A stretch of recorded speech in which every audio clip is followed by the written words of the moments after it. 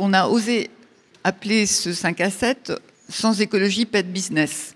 Pour ceux qui ont suivi les 5 à 7 précédents, vous verrez qu'on est dans le même propos, puisqu'on a parlé de l'eau, de la ressource eau avec Paola Vigano, en montrant à quel point, si on ne s'occupait pas de la question de l'eau, on ne pourrait plus manger, boire, vivre. Puis on a parlé d'agriculture, on a montré aussi à quel point une agriculture non écologique ferait en sorte qu'on ne puisse plus manger et que le territoire serait grandement endommagé. Et dans les deux cas, on a voulu démontrer que l'économie de l'eau, l'économie générale et l'économie de l'agriculture dépendaient d'un investissement écologique. Et aujourd'hui, on franchit une étape de plus en parlant du sujet au niveau macro, au niveau micro, au niveau territorial. Et on le fait à un moment dystopique, un moment où, pour des raisons soi-disant économiques, on sacrifie grandement l'écologie, que ce soit au niveau mondial, que ce soit même au niveau européen, voire français, puisque l'État français est attaqué pour insuffisance d'action sur l'écologie. Alors pour aborder ce sujet, on a deux invités de marque, Magali Talandier qui est déjà intervenue dans un 5 à 7 avec Pierre Vels sur écologie et économie. Elle est économiste, elle est spécialiste de l'économie des villes et des territoires, et ses travaux, à la fois de chercheuse et ses travaux sur le territoire, portent sur une lecture systémique des espaces à l'aune des enjeux de résilience et de transition écologique. Après, elle a beaucoup écrit et elle a plein de prix et aussi de missions que je n'évoquerai pas pour aller vite. François Gémen est politologue, il est chercheur spécialiste des questions de géopolitique et d'environnement, rédacteur des GIEC, président du conseil scientifique de la Fondation pour la nature et l'homme. Il a beaucoup publié et il s'exprime énormément dans les médias. Et ça, pour nous, c'est très important puisque un des sujets qui est essentiel pour nous, c'est de convaincre les non-convaincus. Parce que vous qui êtes avec nous, vous êtes convaincus. Alors comment arrive-t-on à toucher les personnes qui ne le sont pas ? C'est bien le sujet et nous sommes heureux d'avoir dans la salle des journalistes qui nous accompagnent sur ce thème. Et au regard des évolutions mondiales, donc ce sujet est encore plus pertinent et nous sommes appuyés pour préparer cet événement sur des recherches scientifiques.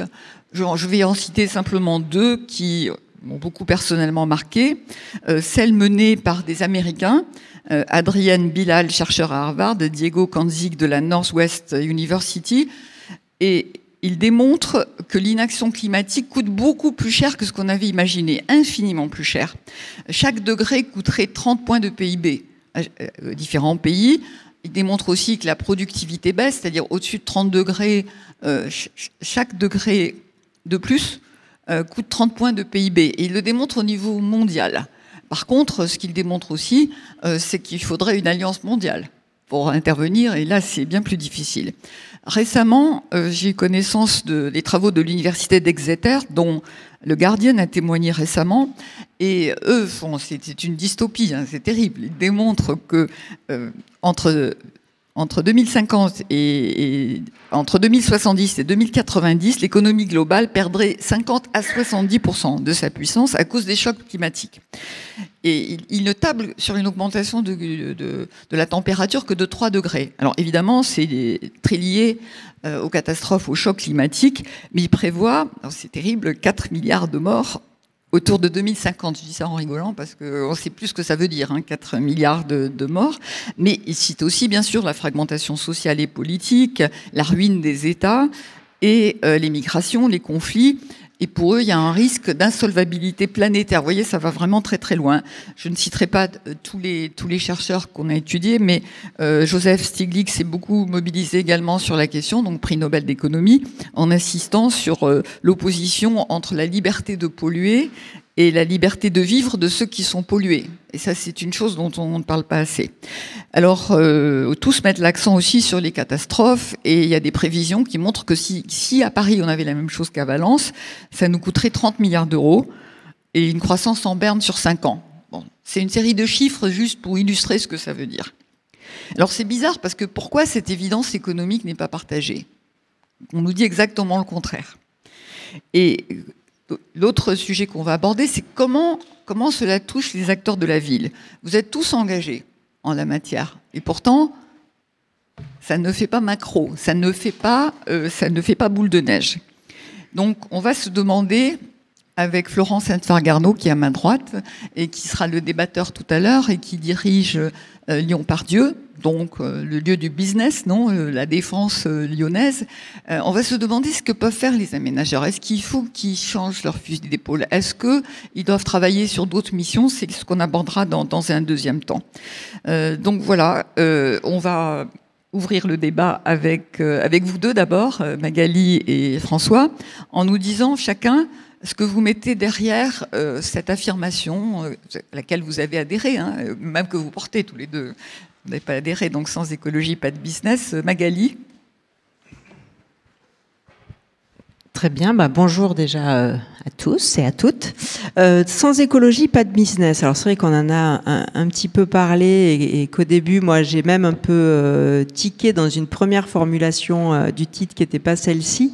Mais moi ce que j'y mettrais là, c'est un peu ce que tu nous as dit, c'est-à-dire de prendre la mesure du coût de l'inaction, ou si c'est pas l'inaction, en tout cas du coût de la non prise en compte de l'urgence. Et donc c'est vrai que, alors tu as cité quelques études, hein, il y en a plein d'autres, et puis aujourd'hui, y compris dans des rapports du ministère de la Transition écologique, hein, on voit ces chiffres apparaître, hein, sur le coût en PIB, sur les pertes de revenus, sur le coût aussi, le surcoût en termes d'assurance, hein, les assureurs sont les premiers acteurs aussi de ces questions-là. Donc voilà, donc moi je mettrais en effet cette question du coût de l'inaction. Et comme je travaille à hauteur des territoires, ce que j'y mets aussi, c'est évidemment l'enjeu de l'adaptation des territoires et de savoir comment aussi, depuis les échelles locales, on peut finalement agir et prendre acte de ces grands chiffres qui, comme tu le disais, nous assomment et puis nous effraient et peuvent même générer une sorte de panique où on n'agirait plus, tellement on peut imaginer que c'est déjà trop tard. Mais c'est vrai que travailler à l'échelle des territoires, ça rassure, ça fait du bien, parce que on se rend compte que beaucoup de choses sont quand même déjà à l'œuvre. Voilà, donc c'est un peu ces deux registres-là, le coût de l'inaction et ce que ça nous dit de ce qui se fait dans les territoires. François, que mettons derrière cette affirmation? Je pense qu'en réalité, il y a deux volets qui se complètent. Le premier, c'est celui qu'on vient d'évoquer, c'est le coût qui est associé à l'inaction. C'est de dire, si on ne fait rien, il y aura des milliards de morts, ça va coûter des milliards d'euros, il y aura des milliards de catastrophes, et globalement, tout va mal se passer. Et on connaît ces figures macroéconomiques. Mais je pense sincèrement qu'elles n'ont absolument aucun impact sur l'action des gens. Et il y a plein d'autres figures économiques qui n'ont aucun impact sur nos politiques. J'en donne simplement une. Les économistes estiment que si on libéralisait complètement le marché du travail mondial, c'est-à-dire si on ouvrait toutes les frontières, le PIB mondial ferait un bond de plus 13%. Pour autant, je ne vois aucun gouvernement aujourd'hui, à part peut-être l'Inde et le Népal, qui soient d'avis d'ouvrir complètement leurs frontières et de libéraliser le travail, alors que les gains économiques seraient absolument considérables. Et donc, on voit bien qu'il y a toute une série de chiffres et de grands agrégats qui n'ont aucune prise sur notre action, sur nos politiques.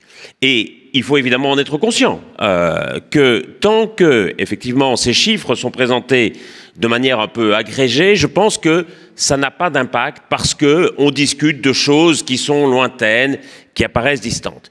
C'est différent, par contre, si on les ramène à l'échelle des territoires ou à l'échelle d'une entreprise, où effectivement là, on peut montrer que voilà, la prime d'assurance va commencer à monter, qu'on va montrer que la question de la productivité, c'est souvent un point aveugle du débat, que pour une entreprise, la productivité va considérablement baisser, y compris pour les cols blancs, avec chaque élévation de la température, et ça me paraît être un élément très important. On peut montrer aussi au niveau scolaire que les résultats scolaires des enfants vont baisser parce que leurs capacités de concentration vont se trouver amoindries. Et donc il y a toute une série de choses qu'on peut montrer comme ça au niveau local, et je crois que c'est très important. Mais je pense qu'on passe à côté du truc si on insiste uniquement sur les coûts qui sont associés à l'inaction. notamment parce que c'est parfois un discours qui peut faire peur et qui donc parfois peut paralyser, mais parce que c'est un discours qui ignore au fond la question des bénéfices qui sont associés à l'action. Pourquoi est-ce que nous aurions intérêt à agir? Et il me semble que si on veut réussir la transition, il est absolument essentiel de montrer l'intérêt économique que nous pouvons avoir à l'action. Et je montre 3 exemples au niveau individuel, au niveau d'un territoire et au niveau de l'Europe.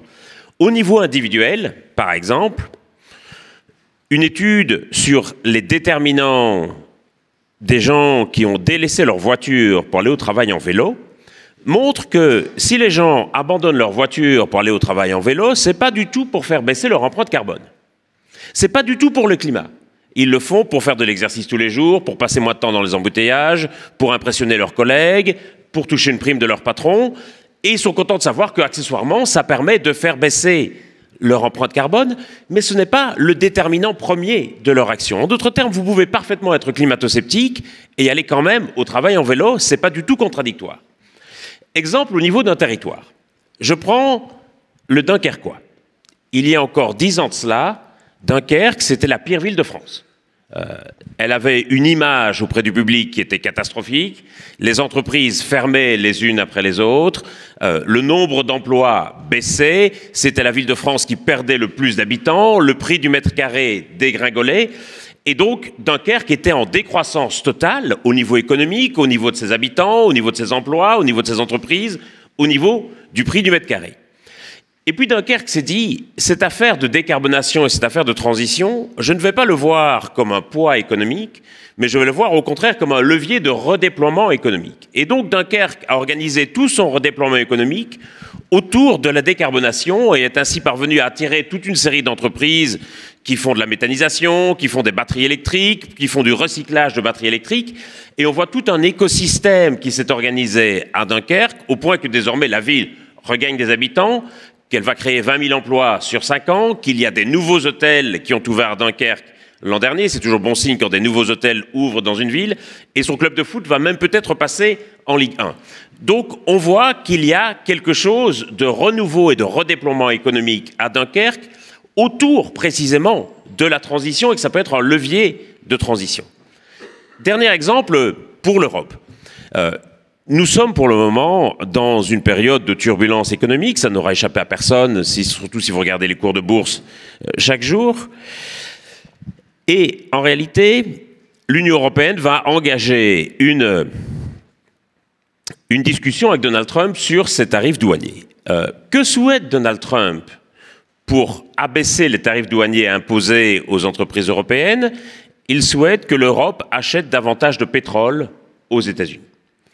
C'est très clairement l'argument de Donald Trump. Il est obsédé par la question du déficit commercial et donc il veut équilibrer les choses. Et pour cela, il veut vendre à l'Europe davantage de pétrole et davantage de GNL. Et si l'Europe reste clairement prisonnière des industries fossiles, et on voit bien l'importance que ça commence à avoir, ça veut dire que nous allons devoir être contraints d'acheter soit du gaz à la Russie, soit du pétrole aux États-Unis. Et très clairement, nous n'avons envie ni le l'un ni de l'autre en ce moment. Or, nous conservons malgré tout un handicap économique en Europe qui est que le prix de l'électricité en Europe est environ 2 fois plus cher qu'aux États-Unis, où il est lui-même 2 fois plus cher qu'en Chine. Et donc si Donald Trump a l'intention de faire du drill, baby drill, c'est évidemment pour produire davantage d'énergie et pour faire baisser les coûts de l'électricité dans l'espoir de ramener aux États-Unis toute une série d'industries. À mon avis, c'est un plan complètement loufoque et je vois mal demain les Américains travailler dans des usines de confection de vêtements ou assembler des téléphones, mais c'est son plan. Or, nous savons que nous avons aussi en Europe que nos entreprises ont aussi un vrai problème et tous les chefs d'entreprise, que ce soit Michelin ou Renault le disent, le coût de l'électricité est trop cher en Europe. C'est pour ça que l'économie allemande tire la langue, parce que ça reste une économie d'industrie lourde et donc très consommatrice d'énergie. Et que même si on regarde la Renault 5, le nouveau véhicule électrique de Renault, sur laquelle Renault mise beaucoup, eh bien dans les coûts de production de cette voiture, le prix de l'électricité représente le double du coût de la main-d'œuvre. Et donc si en réalité Renault a des problèmes de compétitivité par rapport aux BYD chinoises, c'est pas tellement parce qu'un ouvrier français coûte plus cher qu'un ouvrier chinois, C'est parce que le coût de l'électricité est encore beaucoup plus cher en France qu'il ne l'est en Chine. Et la France est encore plutôt bien lotie. En Europe, en Allemagne, le coût de l'électricité est encore beaucoup plus cher. Ce qui veut dire qu'un enjeu fondamental de compétitivité pour les industries européennes, ça va être de leur fournir de l'énergie abondante et à bas coût. Or, si nous voulions, nous aussi Européens, faire du drill, baby drill, on ne va pas trouver grand-chose. On n'a pas de pétrole, presque plus de charbon, quasiment pas de gaz. Mais par contre, on a la possibilité de faire des énergies décarbonées, renouvelables et ou nucléaires selon les pays. Et je crois qu'il faut bien réaliser que cette question de la transition énergétique, nous avons tout intérêt à la faire, même si le problème du changement climatique est réglé, parce que c'est une question fondamentale à la fois de compétitivité de nos entreprises et de souveraineté industrielle européenne. Et donc, c'est pour ça, je crois que d'une certaine manière, quand on parle de transition, peut-être, et je le dis de façon un peu provocatrice ma peine, peut-être aurait-on intérêt à moins parler de climat et davantage des intérêts que nous pouvons avoir au niveau micro, méso et macro à réaliser cette transition. Merci François. Donc on va revenir avec Magali sur des exemples concrets qui alimentent tes 3 points de démonstration sur ce sujet du lien entre l'écologie et l'économie. Donc est-ce que tu peux montrer ces exemples ? Oui, très bien. Alors en effet, j'ai préparé quelques exemples pour donner crédit à ce que j'ai appelé donc être à hauteur de territoire pour parler donc de ces enjeux économiques liés à l'action climatique et plus largement environnementale. Donc ça, c'était une première carte pour illustrer finalement le titre et ce qu'on disait tout à l'heure, donc sur le coût économique de l'inaction. Donc il y a plein d'études, ça c'est une des dernières d'avril 2024, qui essayent de calculer donc combien ça nous coûtera, combien de revenus on va perdre, combien de revenus on a déjà perdu en raison donc du réchauffement climatique et du manque de réactivité ou en tout cas de difficulté à agir. Et donc en gros il y a trois choses qui se dégagent. C'est nous payons déjà le coût de l'inaction passée, ce sera encore pire si l'on n'agit pas vite et fort. Et le 3e point, c'est profondément injuste socialement et spatialement. Et je pense que ce 3e point, il est quand même particulièrement important à entendre. Donc moi, comme je vous disais, alors je travaille pas spécifiquement sur le coût de l'inaction, mais en tout cas, si j'y réfléchis, et c'est ce que j'ai essayé de faire pour aujourd'hui, je le fais à hauteur de territoire. Et finalement, il y a 3 sujets qui m'ont paru intéressants d'échanger avec vous, de partager avec vous.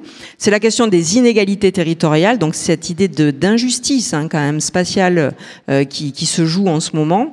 La question de la vulnérabilité des territoires et plus précisément la question de la matérialité des économies locales, et je vous donnerai des exemples. Et puis un dernier travail, donc là je m'appuie sur des travaux que j'ai fait cette année, donc de voir un petit peu aussi quelles sont les stratégies d'adaptation des entreprises, parce qu'il y a aussi beaucoup d'idées reçues sur le monde de l'entreprise ou le monde des industriels qui verraient finalement d'un mauvais œil un certain nombre de réglementations ou qui ne seraient pas enclins à agir, alors même que de façon très pragmatique, parce que ça leur coûte cher en énergie, parce qu'ils dépendent de l'eau, parce qu'ils dépendent de la ressource foncière, etc., sont déjà quelque part en train de mettre en place des stratégies d'action. Donc quelques cartes pour que on ait aussi un peu dans notre œil ce que donnent ces questions de coût de l'inaction ou point de PIB perdu à l'horizon 2050 avec des scénarios plutôt que l'on sait derrière nous aujourd'hui, donc des scénarios de hausse à 2 degrés. Donc on voit bien en effet que d'une région à l'autre, le coût économique ne va pas être le même, mais quand même, premier effet, c'est qu'il y a un coût pour tout le monde. D'accord ? Toutes les régions auront un coût économique, mais ça sera plus ou moins violent selon les régions. Cette carte-là aussi, je l'aime bien. Donc là, c'est un indicateur qui a été créé par 2 collègues économistes qui essayent de mesurer. Alors, ils ont appelé ça un indicateur de vulnérabilité. En réalité, c'est presque plutôt un indicateur de capacité d'adaptation des territoires. En gros, quand vous êtes dans les verts, ça va être plutôt moins douloureux parce que à la fois vous avez des hauts revenus, c'est-à-dire vous êtes en capacité d'investir, et puis quelque part vous êtes déjà dans un trend un peu d'adaptation, en tout cas d'engagement dans la transition écologique, et puis plus vous allez vers le rouge et plus ça sera terrible. Et ce que disent les auteurs de cet article, c'est qu'évidemment tous les territoires ne sont pas logés à la même enseigne, que les régions périphériques que vous voyez soit sur Europe de l'Est, soit sud de l'Espagne vont être les premiers touchés et accompagné en plus d'un manque finalement de revenus et d'investissements pour faire face. Et ce que l'on voit à l'intérieur de chacun des pays, c'est que les métropoles sont plutôt mieux lotis aujourd'hui dans ces stratégies, en tout cas de transition écologique, ou seront peut-être moins impactées. Et ce que pointe l'article et qui me paraît vraiment intéressant, c'est cette idée finalement de trappe, de possible mécontentement, et de mécontentement même avéré. Donc, c'est-à-dire qu'en effet, on sent monter cette grogne finalement populaire dans les territoires périphériques, comme certains les appellent, et que c'est des choses, je pense, qui ont à voir avec ce type-là de mesures où on a en effet des écueils sur le retard en termes de transition écologique. Un autre travail, alors là c'est du texte, c'est pas très beau, mais c'est parce que moi j'ai besoin aussi du mémo. C'est un travail qui vient de sortir, que j'ai trouvé vraiment passionnant.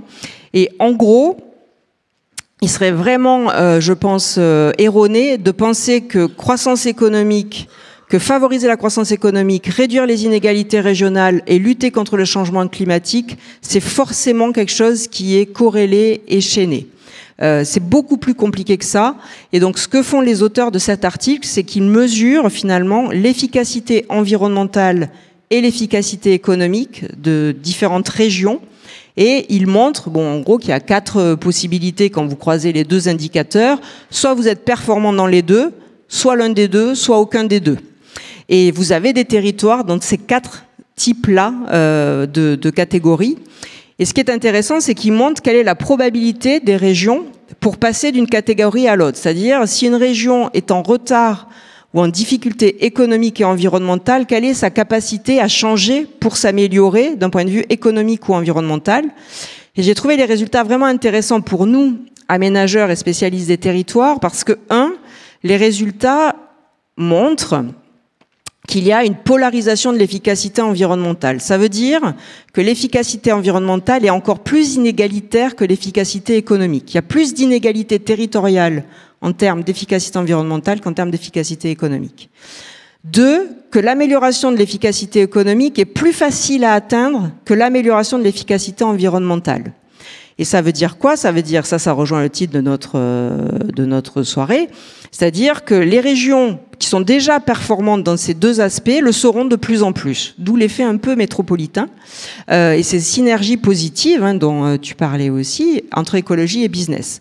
Par contre, ce qui montre, c'est que celles qui sont en retard dans les 2 volets risquent de l'être de plus en plus. Et que donc on a évidemment besoin d'une action forte de l'Europe, des nations, et qu'une action locale, voire régionale, ne suffit pas. Alors nous qui sommes aussi des localos, des localistes, on oublie parfois aussi l'importance des structurations et des réglementations nationales ou européennes. Et la dernière chose, alors pour ceux aussi qui sont un peu familiers des questions d'aménagement du territoire, j'ai trouvé que c'était intéressant, c'est-à-dire que les transitions environnementales ne sont pas influencées par des effets de voisinage. C'est-à-dire que quand on parle de développement économique, il y a des effets d'entraînement géographique. On a eu beau critiquer la théorie du ruissellement, et c'est pas comme ça qu'elle est en effet juste, mais un territoire qui se développe économiquement a plutôt tendance à entraîner ces territoires périphériques, périurbains, son hinterland, moi comme je dis, dans son développement. Il semblerait qu'un territoire qui aujourd'hui est performant sur les questions environnementales n'entraîne pas systématiquement les territoires alentours. Et donc ces 3 résultats, je trouve, nous donnent à réfléchir en termes d'action publique et d'action territoriale pour essayer justement de ne pas finalement accroître les fractures territoriales. Mon deuxième point, donc, c'est sur la matérialité des économies locales. Alors là, c'est plutôt des travaux que moi je développe, ce qui n'était pas le cas des précédents. Donc, en gros, on est habitué à travailler sur des systèmes socio-économiques locaux. Moi, je travaille sur les flux de richesse, les évolutions de l'emploi, etc. On fait des diagnostics socio-économiques des territoires. Vous voyez de quoi je parle. Ce qu'il faut aujourd'hui, c'est vraiment repenser ces diagnostics socio-économiques au prisme de la matérialité. C'est-à-dire que ces systèmes socio-économiques, ils sont ancrés dans des territoires et ils sont dépendants de ressources physiques présentes dans les territoires ou mobilisées à l'extérieur. Et donc c'est intéressant, je trouve, de donner les clés de lecture et d'aller sur ces diagnostics de matérialité et de dynamisme socio-économique pour rendre les territoires conscients aussi de leur vulnérabilité. Je vous donne 2 exemples concrets. Je viens de travailler, alors je les citerai pas parce que les études sont pas encore publiées, mais c'est un travail que j'ai rendu la semaine dernière.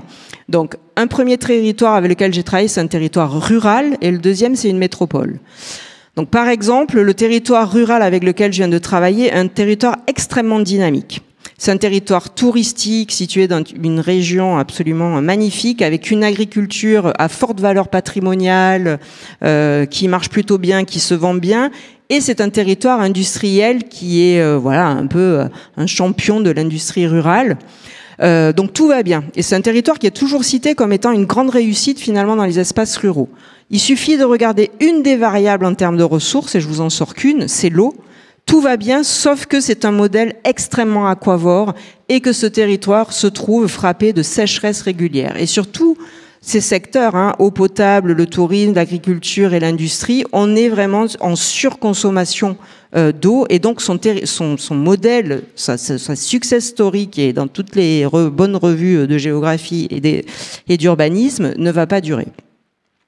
Deuxième exemple, c'est donc une métropole très connue aussi et extrêmement dynamique, qui a reconverti son système économique avec succès et qui avait plutôt des difficultés parce qu'elle était spécialisée dans l'automobile et qui s'est complètement tournée vers le secteur de l'informatique, de l'édition du logiciel avec un énorme succès.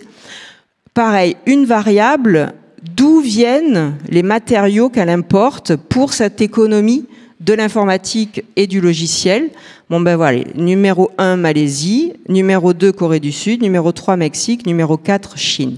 Donc oui, ce système économique est une réussite, il ne s'agit pas de le critiquer, mais c'est prendre compte de ses vulnérabilités et évidemment diversifier sa politique économique et se rendre compte aussi de ce que provoquent ces chaînes de dépendance, y compris par exemple si on voulait réintroduire l'eau, y compris en termes d'eau consommée dans ces pays qui fournissent un certain nombre de matériaux. Et dernier exemple, donc c'est l'échelle micro, c'est l'échelle de l'entreprise. Donc là, ça s'appuie sur un travail que j'ai mené avec Manon Loisel l'année dernière. On a enquêté dans des territoires ruraux industriels et on est allé donc à la rencontre des chefs d'entreprise. Et notre prisme, c'était l'industrie rurale face à la raréfaction des ressources. Et c'était un sujet extrêmement touchant parce qu'on a vraiment rencontré énormément de chefs d'entreprise qui se battent vraiment dans leur quotidien pour faire face à ce changement finalement climatique et à ces enjeux environnementaux. Et finalement, il y a plusieurs types de stratégies d'adaptation qui sont déjà à l'œuvre. Alors on les a nommées comme ça, vous voyez, on a parlé d'adaptation par la mise en œuvre de renoncement. C'est-à-dire que plein de chefs d'entreprise nous ont dit quand l'énergie coûte trop cher, on arrête les lignes de production. On a recours au chômage partiel. Et donc, on a une stratégie de renoncement qui se met en place avec des conséquences sociales qui sont quand même assez compliquées. Une adaptation par innovation à travers les process de production. Donc là aussi, ceux qui ont les moyens d'investir, investissent pour faire de l'industrie sèche, pour augmenter la production peu consommatrice d'énergie, pour avoir des captations de carbone, etc. Sauf qu'évidemment, toutes les entreprises qu'on a rencontrées n'ont pas cette capacité d'investissement et donc il faut aussi évidemment accompagner cela. Adaptation par la réactivation du paternalisme industriel, ça c'était absolument passionnant, c'est-à-dire qu'aujourd'hui vous avez plein d'industriels qui face au manque, en tout cas, on était dans des espaces ruraux aussi, mais au manque finalement de services publics ou à l'impossibilité des collectivités locales d'agir, prennent le relais sur le logement, sur la mobilité, sur la formation, sur la garde d'enfants. Et donc, c'est vrai que ça pose la question des équilibres publics-privés de ce type de service. Et c'est vraiment un retour de ce côté très paternaliste de l'industriel. Et le dernier, c'est l'adaptation par l'activation quand même de nouveaux gisements de ressources. Donc là, beaucoup nous ont parlé en effet de la valorisation de la biomasse ou par exemple dans les Vosges, il y a une vraie problématique sur le coût de l'énergie. C'est une industrie textile qui consomme beaucoup d'énergie. Et le recours possible à la réactivation de turbines, sauf que la réglementation ne le peut pas. Et donc beaucoup nous ont parlé aussi des freins finalement, des réglementations et de ce que l'on pourrait faire en levant ces contraintes. Donc voilà, vous voyez un petit peu du macro et des questions de fracture jusqu'au micro et aux chefs d'entreprise. Le fait d'être à hauteur de territoire nous permet aussi quand même de rentrer un peu dans le concret par rapport à ce que disait aussi François tout à l'heure. J'ai cru comprendre dans les recherches que tu as menées que les industriels s'adaptaient mieux à la transition écologique que les agriculteurs. Ou j'ai mal compris? Alors non, je n'opposerai pas industriels et agriculteurs. Non. Par contre, ce qui est intéressant, c'est que justement, bon, j'ai beaucoup travaillé avec les métropoles, mais j'adore les espaces ruraux et je travaille beaucoup aussi avec les espaces ruraux et je trouve que c'est intéressant d'avoir les deux aussi en regard. Ce que l'on voit beaucoup se jouer, et ça c'est encore plus fort dans le rural, c'est les concurrences finalement de fonctions. C'est-à-dire qu'aujourd'hui, autour de ces ressources, rentrent en conflit et des types d'économies. C'est-à-dire qu'aujourd'hui, arriver dans un territoire rural à tenir l'agriculture, le tourisme et l'industrie, c'est très conflictuel parce qu'évidemment, ils sont tous assis sur le même type de ressources et ces ressources sont en tension. Donc c'est plus des jeux de concurrence finalement et qu'il faut arriver à traduire en synergie et à sortir de ces concurrences, mais que l'un gagne ou l'autre pas. Je pense que c'est un peu difficile de donner les bons points et les mauvais points. En tout cas, en effet, l'agriculture est pour le rural un vrai sujet d'enjeu écologique et environnemental, ça c'est sûr. Plus que l'industrie, ça c'est vrai. François, qu'est-ce que ça t'évoque, ces travaux, les travaux de Magali, et comment tu les relis à ton propos général? Je pense que un enjeu fondamental aujourd'hui, ça touche quand même à la question de l'adaptation. Et un des grands moyens, évidemment, d'éviter des coûts du changement climatique qui soient trop lourds, à la fois humainement et économiquement, ça va passer par des stratégies d'adaptation. Et on voit un peu les différentes manières dont ces processus d'adaptation peuvent se mener. La grande question, je crois, économiquement, qu'il faut se poser, c'est comment faire des projets d'adaptation qui ne soient pas perçus comme des renoncements ou comme des défaites. Et comment faire en sorte que l'adaptation puisse être un projet et aussi potentiellement un projet économique, ce qui n'est pas toujours évident en termes de modèle, puisque bien entendu, il s'agit surtout d'éviter des coûts davantage que de réaliser des bénéfices, alors qu'à l'inverse, la décarbonation permet, elle, de réaliser des bénéfices, singulièrement dans le domaine de l'énergie, mais aussi potentiellement dans le domaine du transport. On a toute une série aujourd'hui d'entreprises qui sont très rentables et qui sont actives dans la transition. Pour l'adaptation, c'est évidemment moins évident. Et donc, à mon sens, sur la question tant des territoires que des entreprises, sur la question de l'adaptation, le vrai sujet, c'est comment faire en sorte que l'adaptation soit un projet moteur pour un territoire. Et ça, c'est pas évident. Il faut reconnaître qu'on n'est pas encore, d'autant plus que la transition aujourd'hui, et je crois que c'est un peu le drame de la transition aujourd'hui et ce qui fait qu'on n'avance pas assez vite et qu'on semble un peu bloqué, voire même en train d'appuyer sur le frein pour le moment, c'est que cette transition nous apparaît encore largement comme une contrainte à laquelle nous devrions nous plier. Et notamment pour des territoires, ça va parfois leur apparaître comme une contrainte à leur développement économique. Pour les entreprises, ça va parfois apparaître comme une contrainte à leur rentabilité et à leur profit. Et je pense que c'est un verrou qu'il faut absolument faire sauter. Et on le perçoit comme ça parce que quand on parle de transition, je pense qu'on en parle surtout en matière d'efforts à réaliser, de coûts supplémentaires à supporter, de renoncements à accepter, de sacrifices auxquels consentir, etc. C'est-à-dire qu'on en parle comme une liste de choses dont nous n'avons pas envie. Et tout l'enjeu, je pense, va consister à faire de la transition un projet qui soit véritablement un projet économique. Et on a plein d'exemples dans des territoires, plein d'exemples dans des entreprises qui montrent comment il est possible d'en faire un vrai projet économique, comment nous avons finalement tout à gagner et tous à gagner de la transition. C'est pour ça que je crois que la période actuelle de backlash ou de ressac contre l'écologie est très inquiétante, à la fois par ce que ça veut dire en termes de politique concrètement, mais aussi et peut-être surtout ce que ça veut dire en termes d'état d'esprit. Pour deux raisons. D'abord parce que la transition, c'est avant tout une affaire d'investissement. Et que pour que ces investissements soient réalisés, ils ont besoin de clarté sur le long terme, ils ont besoin de signaux clairs qu'on va pouvoir tenir dans la durée. Or, à mon avis, l'effet le plus délétère des politiques qui sont menées actuellement par Donald Trump, c'est de créer une sorte d'instabilité et d'incertitude totale quant à ce à quoi l'économie de demain ressemblera. Et on le voit bien aujourd'hui, les bourses ne savent plus comment réagir. Toute une série d'investisseurs, et y compris dans le camp républicain, sont un peu aux abois, parce qu'on n'a plus aucun signal clair sur la direction que prendra l'économie demain. Or, si on veut que la transition réussisse, il faut qu'on donne des signaux clairs aux entreprises et aux investisseurs quant au fait que demain, l'économie sera davantage circulaire, sera beaucoup moins carbonée que le l'est aujourd'hui, et que donc c'est dans leur intérêt de réaliser ces investissements maintenant pour être aux avant-postes de l'économie.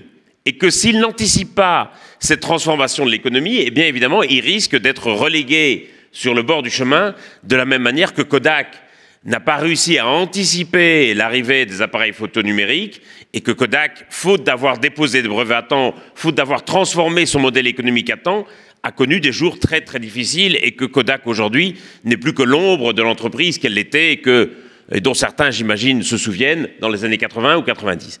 Ça, c'est le premier point. La question de la stabilité et la question de la certitude, et donc cette incertitude générée par Donald Trump est une catastrophe pour la transition. L'autre problème, je pense, c'est un peu une certaine forme d'idéologisation des questions climatiques et des questions de transition, où, notamment aux États-Unis, mais aussi, il faut le dire, un peu en Europe, la question du climat ou de la transition apparaît un peu comme une question un peu woke, dont aujourd'hui, toute une série d'entreprises se méfient. Et le résultat, c'est que beaucoup d'entreprises n'ont pas forcément renoncé à leurs engagements sur le climat, et les entreprises clairvoyantes savent évidemment bien qu'elles doivent investir dans la décarbonation, sauf qu'elles ne le disent plus. Et donc, elles font ce qu'on appelle du greenwashing, qui est l'inverse du greenwashing. Dans le greenwashing, vous allez prendre quelques petits engagements et vous allez essayer d'embellir et d'enjoliver la situation. Le greenwashing, c'est l'inverse. Vous allez prendre des engagements qui sont parfois réels, mais vous allez vous taire. Et vous n'allez plus en faire la publicité. Vous allez garder ces engagements et ces actions, en fait, comme si c'était quelque chose d'un peu honteux. Et ça, à mon avis, c'est assez dramatique pour la transition, parce que d'une part, autant dans les territoires, la question de l'effet d'entraînement peut se discuter, on l'a vu avec les travaux de Magali, autant pour les entreprises, par contre, il y a une logique de mimétisme qui est très forte. Les entreprises qui évoluent dans un marché concurrentiel vont se copier les unes les autres et vont se dire « Ah, si le concurrent fait ceci, peut-être que je devrais m'y mettre également. » Or, si vous faites du greenwashing, d'une part, ça va décourager les gens, parce que si les gens ont l'impression que les entreprises ne s'engagent pas, ils vont avoir du mal à s'engager eux-mêmes, et que, évidemment, les concurrents ne vont pas non plus s'engager parce qu'ils vont avoir l'impression que les entreprises leaders du secteur se taisent et donc ne font rien. C'est pour ça que, d'une certaine manière, je le dis de façon un peu provocatrice, ne me prenez pas au mot, il faut absolument aujourd'hui que les entreprises se remettent à faire du greenwashing. En d'autres termes, que nous retrouvions un certain sens de la désirabilité. Et le greenwashing a évidemment beaucoup de défauts et c'est évidemment une pratique malhonnête, mais au moins l'intérêt du greenwashing, c'est qu'il donne à penser dans l'opinion et à tout le monde que l'engagement écologique serait quelque chose de désirable, serait quelque chose de recherché. Le greenwashing, c'est l'inverse, il donne l'impression que l'engagement écologique serait quelque chose de honteux qu'il faudrait cacher, et ça, c'est dramatique. Alors, comment on peut y arriver? Alors, alors, François est très connu pour son extraordinaire optimisme. Je me souviens du débat qu'on avait fait avec Franck Boutet lors de son Grand Prix. Donc, tu étais une source d'optimisme extraordinaire.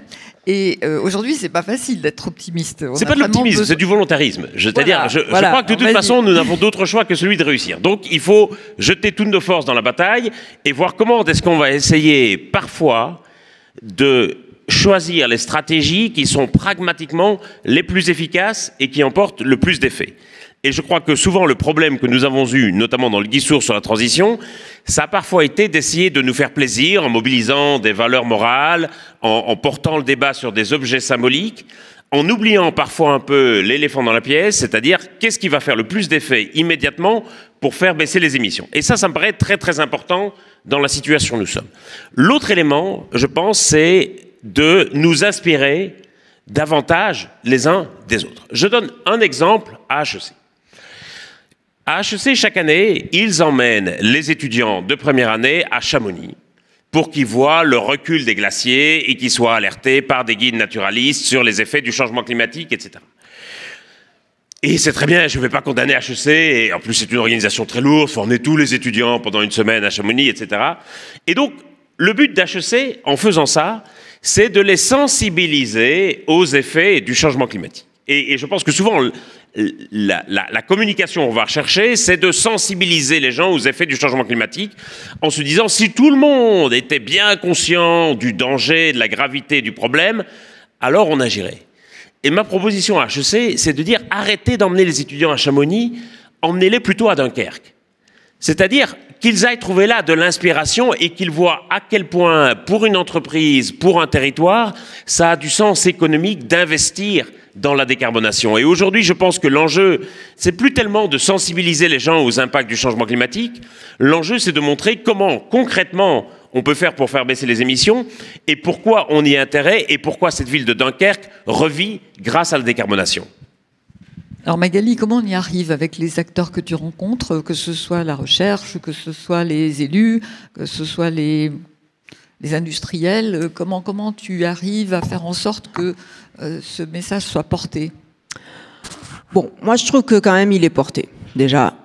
Mais que peut-être on met pas les mêmes mots ou que je sais pas, on n'a pas les mêmes perceptions. Alors il y a toute une analyse aussi politique, de l'écologie politique, ce qu'elle porte, ce qu'elle revêt. Mais moi, je sais qu'avec mes étudiants qui sont pas d'HEC, qui sont de l'université et qu'on forme bien aussi, on les amène sur le terrain puisqu'on est en géographie, en urbanisme.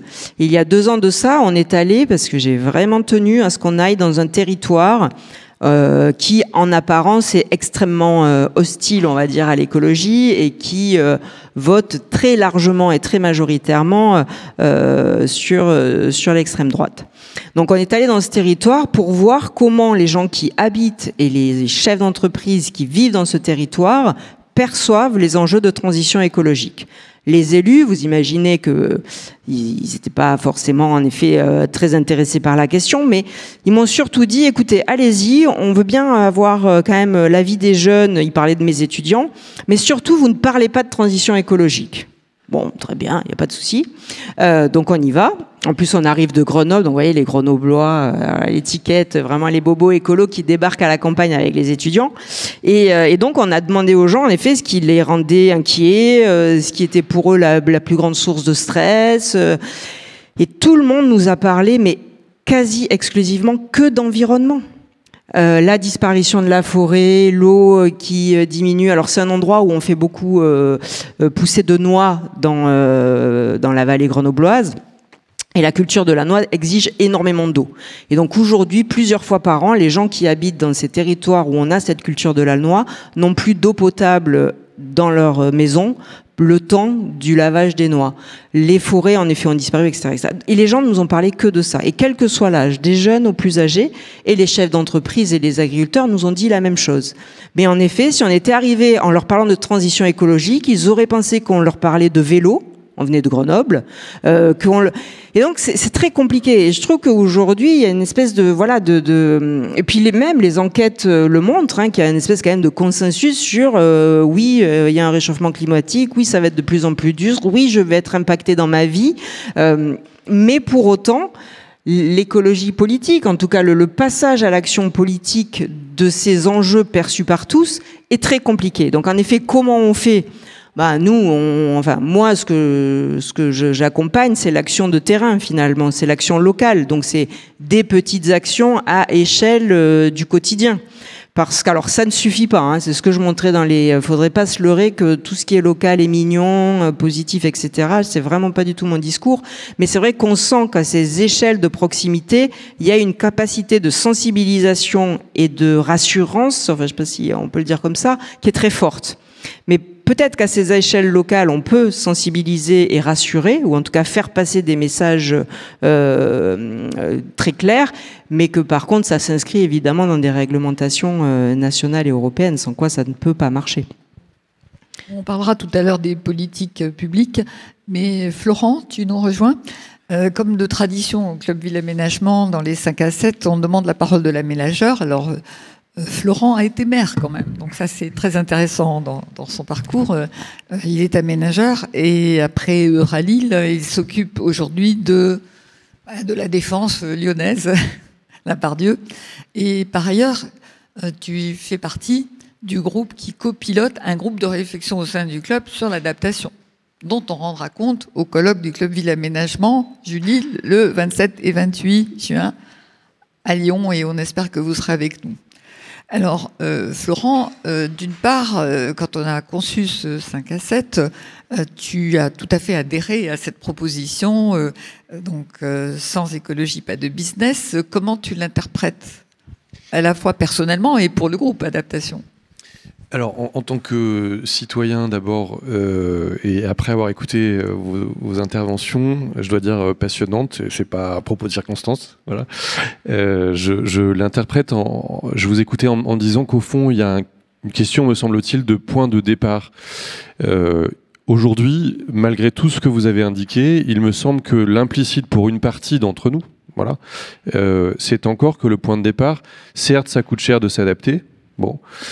Mais en fait, sans doute que ce sera toujours moins cher que de continuer comme aujourd'hui. Je pense qu'il y a en fait ce sous-jacent. Et donc c'est pour ça que je trouvais passionnantes vos interventions. Il me semble qu'on a tout à fait utilité à bouger le point de départ en disant non, attendez, vous vous êtes trompé. Le débat public, c'est pas entre croissance ou croissance verte et décroissance, parce que si on s'adapte, c'est la décroissance. Non, la situation de départ, c'est la décroissance grise. C'est ça le point de départ. Nous partons d'une situation de décroissance grise, voilà, carbonée. Et donc en fait, c'est pas un effort de s'adapter, c'est au contraire un mieux. Voilà.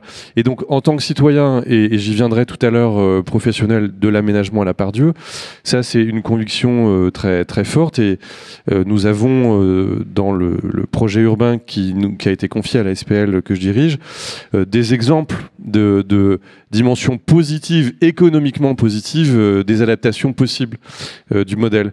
Et puis, sur la question qu'Ariel pose de nos travaux du groupe de travail adaptation, et nous sommes tombés sur une question finalement très simple, mais assez vertigineuse, notamment en écoutant Magali tout à l'heure, qui est que finalement, filière par filière, sujet par sujet, on arrive à apercevoir des modalités d'adaptation, des filières économiques, mais quant à en faire un projet territorial articulé, qui puisse ordonner les concurrences sur la matière, sur l'eau, sur les investissements, sur les sites à habiter, ceux à réaménager, donc aussi concurrence sur les capitaux, publics et privés.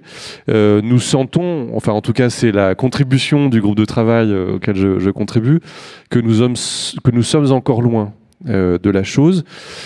Sans doute déjà dans la constitution des propositions économiques territorialisées, et encore plus en termes de débat public, parce qu'on serait tenté de dire mais au fond, nos élections d'échelle régionale, ça paraît à peu près évident, elles pourraient sans doute être la scène de propositions contrastées, articulant ces propositions par filière. Et, sauf erreur, nous ne les avons pas vus, ces débats. Voilà.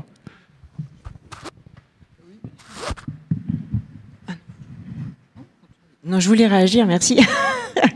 Non, je voulais réagir sur deux choses. Ça me fait penser à deux choses ce que vous venez de dire. Alors, oui, il faut un discours positif. Très bien, je suis complètement d'accord. Oui, ça va aller mieux pour tout le monde. Ouais, mais la question des inégalités, je reviens là-dessus, et des fractures, ça va peut-être aller un peu mieux pour moi, mais si pour le voisin ça va beaucoup mieux, je me sens dans une situation d'injustice. Et là, aujourd'hui, c'est quand même ce que j'ai, en tout cas, tous les travaux que je lis, qui sont récents, c'est plein de travaux qui sont en train de sortir sur inégalité territoriale face à ces questions de transition écologique, de capacité à engager la transition écologique. Ça nous raconte quand même des choses que pour l'instant, on a du mal à analyser. Alors oui, on voit les votes, on voit la géographie des votes, etc. On a des clés de lecture de géographie. Mais là, ça nous raconte aussi des choses sur ce sentiment de relégation qui est quand même très fort, qui est très clairement exprimé, même si après nous, en termes de revenus, de dynamique, on le vérifie pas forcément. Mais là, en termes, en tout cas, d'écart à la dynamique de transition, il se passe quelque chose, quoi. Il y a un certain nombre quand même de ménages et de régions qui peut-être verront leur situation s'améliorer, oui, mais moins vite que le voisin. Et on sait ce que ça provoque comme sentiment. Donc ça, enfin, j'ai pas la solution, mais je trouve que c'est quelque chose à quand même vraiment avoir en tête. Et la deuxième chose, alors ce que tu disais sur les concurrences, etc., moi, ça me fait penser à une notion qui a été implicitement évoqué par François, c'est la question des co-bénéfices. Quand il nous disait la personne qui laisse sa voiture, qui prend le vélo pour aller au boulot, elle fait des économies, elle est en meilleure santé et en plus elle agit pour la planète, c'est les co-bénéfices, c'est connu chez les économistes. Chez nous, les aménageurs ou les géographes, cette idée de co-bénéfice territorial, ça n'existe pas. Et je trouve qu'elle est intéressante. C'est-à-dire que peut-être que, parce qu'on raisonne énormément en termes de concurrence, c'est-à-dire concurrence entre filières, concurrence rurale, urbaine, zone d'activité, etc. Mais si on arrivait à avoir une clé de lecture qui serait quels sont les co-bénéfices de l'action menée par cette filière sur celle-ci, de cette zone d'activité sur celle-là, je me dis, alors je l'ai pas encore fait, mais je trouve qu'il y a matière à réfléchir à des choses, quoi. Merci. Alors, sur la Pardieu, vous avez fait beaucoup d'efforts. Vous avez quand même aussi un maire écologiste, un président de la métropole écologiste, et vous avez revu le programme en ce sens, en diminuant la densité, et puis en apportant du vert, en verdissant au sens large du terme. Alors, est-ce que ça prend sens pour les habitants, mais surtout vous avez beaucoup de bureaux, pour les entreprises? Est-ce que ça a du sens? Est-ce qu'ils adhèrent? Parce que d'une certaine façon, et ça, je pense que quand on en débat avec les aménageurs, on sait que ça coûte un peu cher. François l'a dit, hein, la transition, c'est pas gratuit. Est-ce qu'ils y adhèrent? Est-ce qu'ils y voient de l'intérêt? Alors oui, mais je ne sais pas si c'est transférable partout. Voilà, par honnêteté. Mais on va commencer par répondre. Oui, franchement, oui. La situation est la suivante. Donc le projet de la Pardieu a été réorienté, comme tu l'indiquais, Ariella, au début du mandat, dans le sens de la renaturation. On a fixé les idées en parlant de révolution paysagère de la Pardieu, ce qui est intéressant en termes de morphologie urbaine, puisqu'on vient quand même d'un quartier de dalles. Donc voilà, retrouver le sol, retrouver la pleine terre et la perméabilité, le paysage, bon, ça va complètement de soi. Il faut vraiment aménager. Bon. Et puis, nous avons aussi un modèle assez puissant de développement des mobilités décarbonées avec le pôle d'échange multimodal de la Pardieu qui va être terminé en septembre de cette année. Donc voilà, je développe pas, vous voyez bien de quoi je parle. Et puis, nous avons introduit dans ce mandat un projet dans le projet supplémentaire qui est le cycle de régénération des actifs tertiaires. Pour le moment, on va essayer de le faire aussi sur le résidentiel. Et c'est là qu'on arrive à la question que pose Ariella. Nous avons souhaité traiter la question de l'impact environnemental de l'immobilier pour ce qu'elle est scientifiquement et pas pour ce qu'elle est sur papier glacé. C'est-à-dire, ce qui pèse, c'est le stock et c'est pas la production neuve. C'est très séduisant pour un aménageur de dire qu'on a sorti le projet immobilier neuf le plus performant de son voisinage, si possible de sa région, si possible de son pays. Et il y a une sorte de compétition en vérité sur le sujet. Mais en fait, l'empreinte, elle n'est pas là. Elle est sur le stock. Et donc, le sujet scientifique, pardon d'être aussi simpliste, mais il y a quand même une forme de vérité. De la transition écologique de l'immobilier, c'est traiter le stock. Et donc, on a pris ce sujet, et donc pas ce qui était sur papier glacé et sur étagère.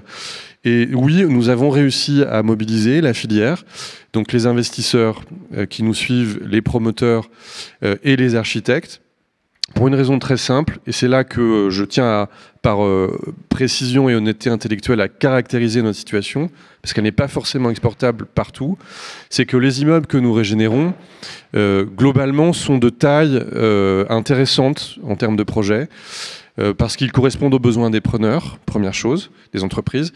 Deuxième chose, parce que nous n'avons pas encore eu à lancer, comme nos grands cousins de la Défense, des opérations de réhabilitation de tours de bureaux, ce qui est beaucoup plus cher et beaucoup plus difficile. Mais nous sommes déjà le deuxième quartier d'affaires de France avec un beau volume à traiter, 1,3 million de mètres carrés.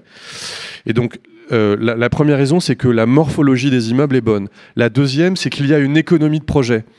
Les valeurs atteintes par les loyers tertiaires de la part Dieu permettent le réinvestissement dans les immeubles pour refaire projet et la baisse de leur empreinte environnementale. Et à la fin, vous trouvez un équilibre.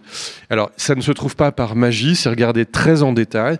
Et la proposition que nous avons faite, qui est une sorte de slogan mobilisateur, ça a été de dire, c'était au MIPIM il y a 2 ans, c'était assez savoureux, nos élus ont dit à la filière, donc aux investisseurs et promoteurs, si vous montez dans le bateau du cycle de régénération, l'énoncé est le suivant, là où il y aura de la qualité environnementale, architecturale et tertiaire, il y aura de la SDP, de la surface de plancher. Donc c'est assez direct comme énoncé. Il y aura du business si vous montez dans le bateau de l'écologie. Et ça marche, et nous estimons à 300 000 m² le besoin de mutation dans les 5 ans, et nous avons déjà 95 000 m² en cours de développement depuis 2 ans et demi. Donc on a un écho très très fort. Alors pour changer d'échelle, parce que c'est très spécial quand même, hein. Je veux dire, la Part-Dieu, c'est très, très particulier, c'est quand même le lieu de l'économie de Lyon, il y a de l'argent. Ailleurs, comment on fait? Au sein du Club Ville Aménagement, on a conscience aussi que maintenant les opérations perdent de l'argent, hein. Perdent de l'argent. On est parfois tenté de mettre une taxe écologique sur les opérations, mais c'est pas possible parce qu'elles perdent de l'argent pour l'essentiel. Donc le modèle est en difficulté. Le modèle des opérations équilibrées, enfin soi-disant équilibrées, hein, parce que c'est toujours un peu financé par les pouvoirs publics, mais ça avait l'air équilibré. Ça marche plus, d'une part. D'autre part, même si on faisait si vous mettez une taxe sur des opérations déficitaires, ça vous fait un crédit, non? Logiquement. C'est-à-dire gagner de l'argent. Non, ils perdent de l'argent. Mais non. Imaginons que vous ayez une taxe de 10% sur une opération qui est déficitaire de 100 €, ça veut dire que vous recevez 10 € en principe. On gagnerait de l'argent, oui, c'est ça. Alors, de toute façon, même si toutes les opérations d'aménagement qu'on appelle de façon éhontée projet urbain, parce que projet urbain, c'est autre chose. Excusez-moi, projet urbain, c'est plus large, c'est penser le territoire. Disons, les opérations d'urbanisme, dont certaines relèvent du projet urbain, même si elles étaient parfaites, ça ne résoudrait pas le problème. En plus, Magali nous a bien montré que les métropoles se portent mieux que le reste du territoire. Et ici, d'ailleurs, on a été invité par la Fabrique de la Cité pour parler de nos territoires oubliés, hein, qui, eux, sont en bien plus grosse difficulté que les métropoles, et sur lesquels les aménageurs n'interviennent pas, ou très peu. Donc, si on veut vraiment réussir notre pari, il faudrait que l'aménageur change son fusil d'épaule. D'une part, et ça c'est ton credo, réhabilite plus qu'il ne construit, mais on pourrait franchir une autre étape. Mais je te laisse déjà développer la réhabilitation plus que la construction. Dans un territoire où l'économie de la régénération des immeubles ne se trouve pas spontanément, je dirais de toute façon qu'elle se trouve jamais d'elle-même, puisque le modèle qu'on vous a présenté là brièvement suppose déjà un accompagnement très fort, qu'on retravaille sur de la surface neuve en plus de celle qui est réhabilitée. Mais il y a des valeurs qui permettent de faire. Là où il n'y a pas des valeurs qui permettent de faire, dans ces conditions, clairement, il faut trouver une ressource. Et au fond, on est devant une sorte de blocage ou d'aporie, puisque dans un territoire dont les valeurs atteintes sont inférieures, le coût de la réhabilitation, lui, il est identique. C'est une question de production immobilière. Produire de la réhabilitation, ça coûte sensiblement la même chose, ici ou ailleurs. Bon. Et donc, nous sommes devant cette question, notre filière, l'aménagement. Et donc, je ne vais pas aujourd'hui vous apporter des réponses définitives, puisque nous sommes plutôt en tâtonnement, nous tous les professionnels. Voilà. Mais en tout cas, quelques intuitions. Très probablement, il y a une question autour de la fiscalité des opérations de réaménagement. On peut se demander si une réforme fiscale majeure n'est pas nécessaire. Et tout de suite rassurer Bercy si d'aventure il écoute. Ça n'est pas une dépense fiscale que de renoncer à la fiscalité sur la réhabilitation, puisque si on ne rend pas fiscalement et économiquement possible la réhabilitation, elle n'aura pas lieu. Donc il n'y a pas d'un côté, j'attends une recette et vous me demandez d'y renoncer. Non. C'est si vous acceptez une réforme fiscale majeure, peut-être que vous créerez de l'économie positive de réhabilitation. Et c'est de l'économie positive, parce qu'il y a des emplois et des chantiers. Donc il y a très probablement une question fiscale qui demande un travail très fin et qui a besoin d'être mené entre notre filière et Bercy, ça c'est à peu près certain. Et après, il y a une question encore plus difficile, c'est que là on parle d'immobilier et c'est fondamental, mais bien sûr que le projet, la question urbaine, c'est aussi une question d'équipement et d'espace public. Et traditionnellement, la matière qui finance les transformations physiques de la ville hors l'immobilier, c'est le foncier disponible. On vend du foncier. Voilà. Et si demain nous voulons être économes de nos fonciers, et donc plutôt réintervenir sur le foncier déjà bâti, il ne va plus être possible, ou moins qu'avant, d'en vendre. C'est pas pertinent au plan écologique de faire ça. Or, aujourd'hui, dans le modèle de financement de l'aménagement, ce qui rapporte, c'est de vendre du foncier. Et quand vous développez une opération de réhabilitation, 1 mètre carré réhabilité, ça ne produit pas de recettes dans un bilan d'opération d'aménagement. C'est 0 la recette. Et donc la question devient, ne faut-il pas créer une recette pour le bilan d'opération sur les mètres carrés réhabilités? Voilà une bonne idée pour l'aménagement, mais une très mauvaise pour l'économie des projets immobiliers eux-mêmes, puisque vous renchérissez la chose. Et donc c'est là que la réforme fiscale est probablement le dernier tiers du raisonnement. Et si on franchit d'autres étapes, c'est-à-dire on prend des chemins de traverse, en disant le métier de l'aménageur, ça peut être autre chose. Aujourd'hui, on n'intègre absolument pas dans les opérations les risques, pas du tout. La montée des eaux, l'absence d'eau, enfin, ça commence à se faire, hein, parce qu'il y a des territoires qui donnent plus de permis de construire, parce qu'on ne peut pas desservir en eau. Mais le risque avant, il était éloigné. Maintenant, il n'est pas éloigné. Hein. Il n'est pas très éloigné. Donc, si on intégrait dans les recettes les dépenses qu'on n'aura pas à faire pour réparer, ça changerait la donne. Est-ce que c'est possible? Ça, c'est ma première question. La seconde, on va avoir besoin de réparer le territoire, vraiment. C'est-à-dire de redonner une vitalité au sol, de gérer la question de l'eau, etc., etc. Et est-ce que c'est pas ça le métier de l'aménageur, dans lequel aussi il interviendrait pour construire, réhabiliter, etc., sur des territoires beaucoup plus larges. Mais ça voudrait dire qu'il y a un financement national, parce que c'est un enjeu national, sinon le territoire se casse la gueule. Est-ce qu'on ne peut pas développer une réflexion là-dessus, qui donnerait un sens absolument différent au travail de l'aménageur, qui reste un travail périmétré? Ça veut dire on sait quand on rentre dans l'opération, on sait quand on en sort. Et on ne traite pas les problèmes à la bonne échelle. Est-ce que ça te paraît envisageable, pas immédiatement, mais au moins qu'il y ait une réflexion sur ces deux questions? Alors, sur la première, elle me semble être la plus difficile, parce que pour prendre une formule issue des propositions universitaires sur des comptabilités écologiques, le sujet c'est compter ce qui compte. C'est-à-dire, le bilan financier, c'est une chose, mais le bilan écologique de nos opérations territorialisées, c'est ce qui compte. Et comment faire pour que les risques évités, le maintien de la ressource en eau, les destructions qui n'ont pas lieu, soient comptés et financés, ça c'est vertigineux, parce qu'en fait, ça suppose probablement une comptabilité générale. Et l'IA peut aider peut-être, non? L'intelligence artificielle, peut-être. Oui, peut-être. Parce qu'il y a des spécialistes dans la salle. Voilà. Ça paraît possible. Et voilà. Et du coup, une fois qu'on sait établir le comptage de ce qui compte, reste à savoir qui paye pour... voilà, c'est un petit sujet au passage. Voilà, on dit en général que devant chaque niche fiscale, il y a un chien. Voilà. Donc bon, il faudra voir, c'est pas un petit sujet.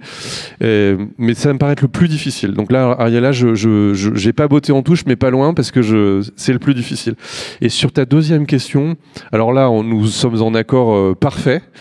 En effet, réparer les territoires, accompagner les mutations des filières de production, là où les nouveaux récits, le Dunkerquois par exemple, se matérialisent, ça peut être en effet la nouvelle échelle de mobilisation des compétences génériques de l'aménageur, qui sont historiquement décrites comme étant des compétences d'agrégation d'acteurs au service de la complexité, on sent bien qu'il y a une sorte de changement d'échelle possible et que du périmètre...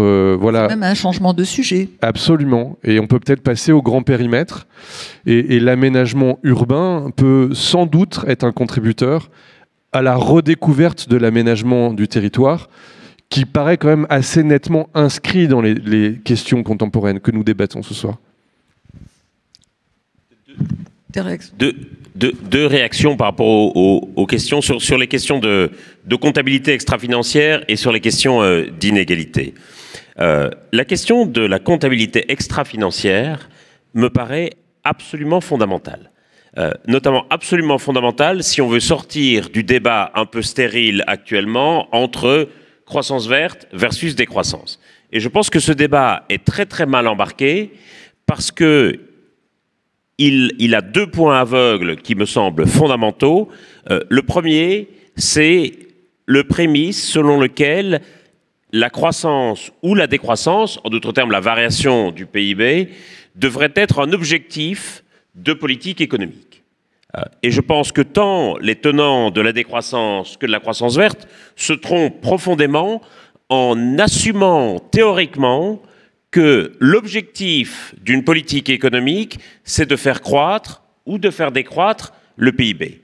Selon moi, ça ne peut absolument pas être un objectif de politique économique, ça doit être une conséquence. Et la question de la politique économique, c'est de se dire, que veut-on développer, que veut-on éviter ? Un accident, c'est génial pour le PIB, surtout s'il y a des blessés.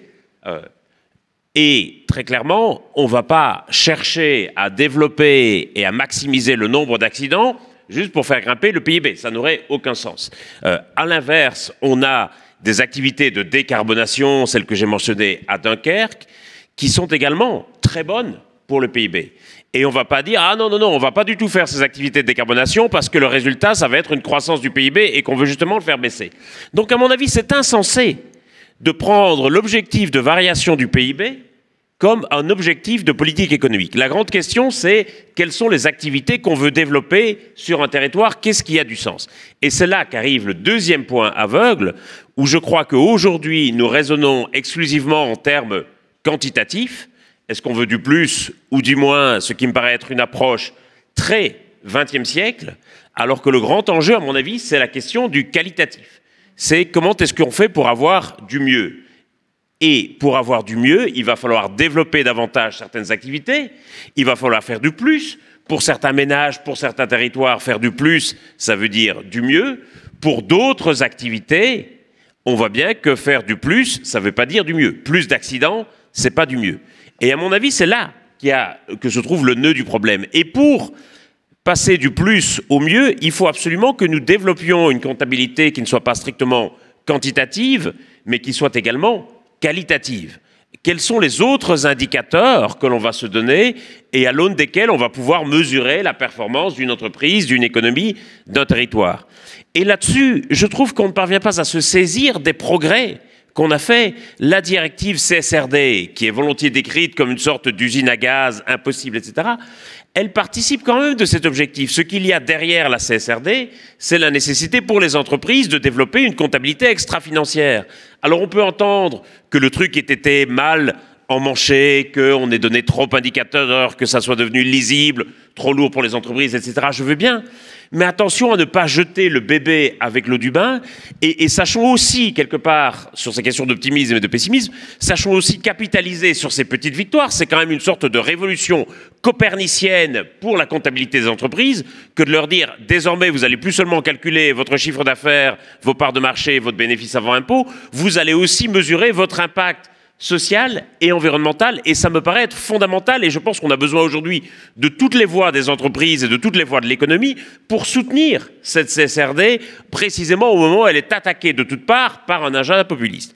Premier élément. Deuxième élément, sur la question des inégalités que tu as évoquées, Maëla Elie, et qui est absolument fondamentale, à la fois entre individus et entre territoires. Et on voit bien que si les inégalités s'accroissent, y compris les inégalités dans la transition entre ceux qui vont plus ou moins gagner et bénéficier, ça va coincer. On sait qu'un des effets du changement climatique va être l'accroissement des inégalités au sein d'une société, au sein d'un territoire. Un élément du dernier rapport du GIEC qui me paraît absolument fondamental, c'est qu'une société qui est plus inégalitaire est aussi une société qui est plus vulnérable aux impacts du changement climatique.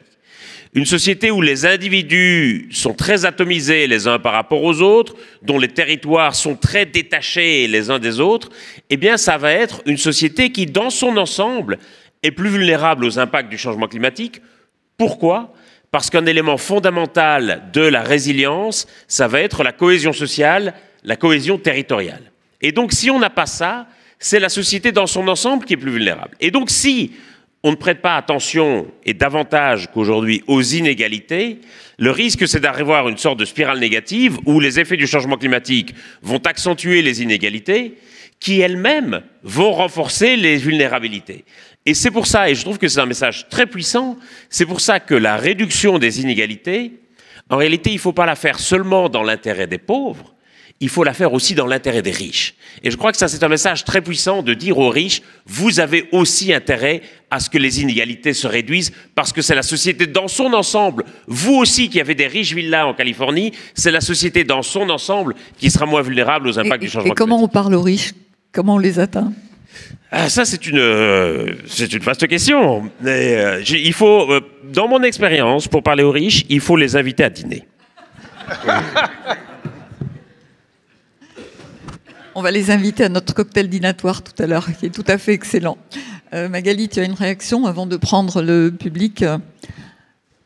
Non, mais je trouve que ces questions, en effet, de comptabilité ont quand même énormément progressé au cours des dernières années. Alors, à l'échelle des entreprises et alors à l'échelle des territoires, c'est un vrai succès. Je veux dire, qui n'a pas son donut a déjà 2 ans de retard sur voilà. Donc la théorie du donut, la double comptabilité, etc. On sent que quand même il y a une appétence pour ça, malgré les difficultés techniques et l'ingénierie qu'il faut pour y arriver.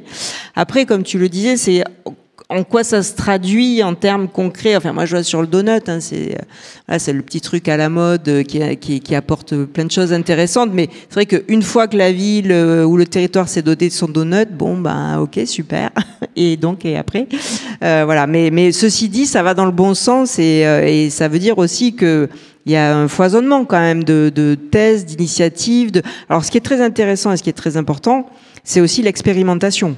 Parce que ça va pas être une ligne droite, hein, cette histoire-là dont on parle depuis tout à l'heure. Donc, et les territoires sont des lieux faits pour l'expérimentation. Donc, que ce soit sur l'aménagement, que ce soit à différentes échelles, cette idée de pouvoir tester, ce qu'il y a un peu d'ailleurs dans les dernières annonces hein, du ministère de la Transition écologique, d'avoir des départements témoins, d'avoir des territoires tests, etc.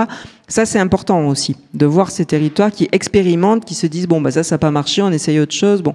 Et dans la comptabilité, on voit beaucoup ça. Je trouve que c'est des choses qui sont beaucoup sorties de terre depuis 3-4 ans, quoi. Moi, j'ai été personnellement très frappée par le projet toulousain qui a réalisé une traversée complète de la ville avec régénération de l'eau, régénération des sols, végétalisation, parce qu'il fait très très chaud à Toulouse en été. Et donc l'aménageur était chargé de ce territoire gigantesque. C'est un peu, voilà, c'est prémonitoire de ce qu'on serait capable de faire. Et ça pourrait inaugurer justement cette nouvel engagement des aménageurs au-delà de l'opération. Mais c'est vrai que c'est très important de montrer qu'il y a des gens qui font des choses, hein, comme à Dunkerque.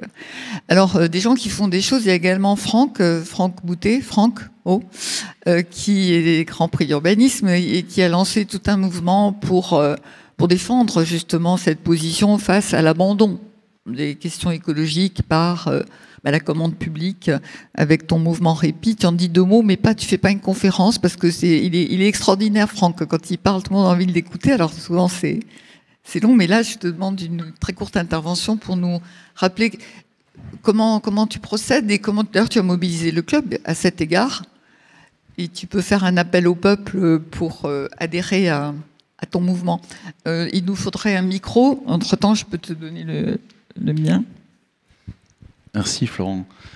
Alors c'est pas facile à présenter rapidement, mais par contre en plus j'avais déjà envie de à 2 minutes, mais en plus j'avais envie de réagir aux propos. Enfin merci déjà Ariella pour ce débat hyper intéressant et et les propos qui ont été tenus. Alors, du coup, juste d'abord pour réagir à ce que j'ai entendu, passionnant.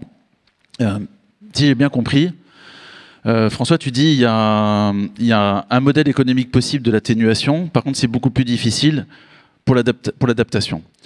En même temps, moi, je dis souvent, en fait, il y a une grande difficulté, c'est qu'on a énormément de mal à entraîner les citoyens, enfin, engager les citoyens sur l'atténuation, alors que c'est beaucoup plus facile sur l'adaptation.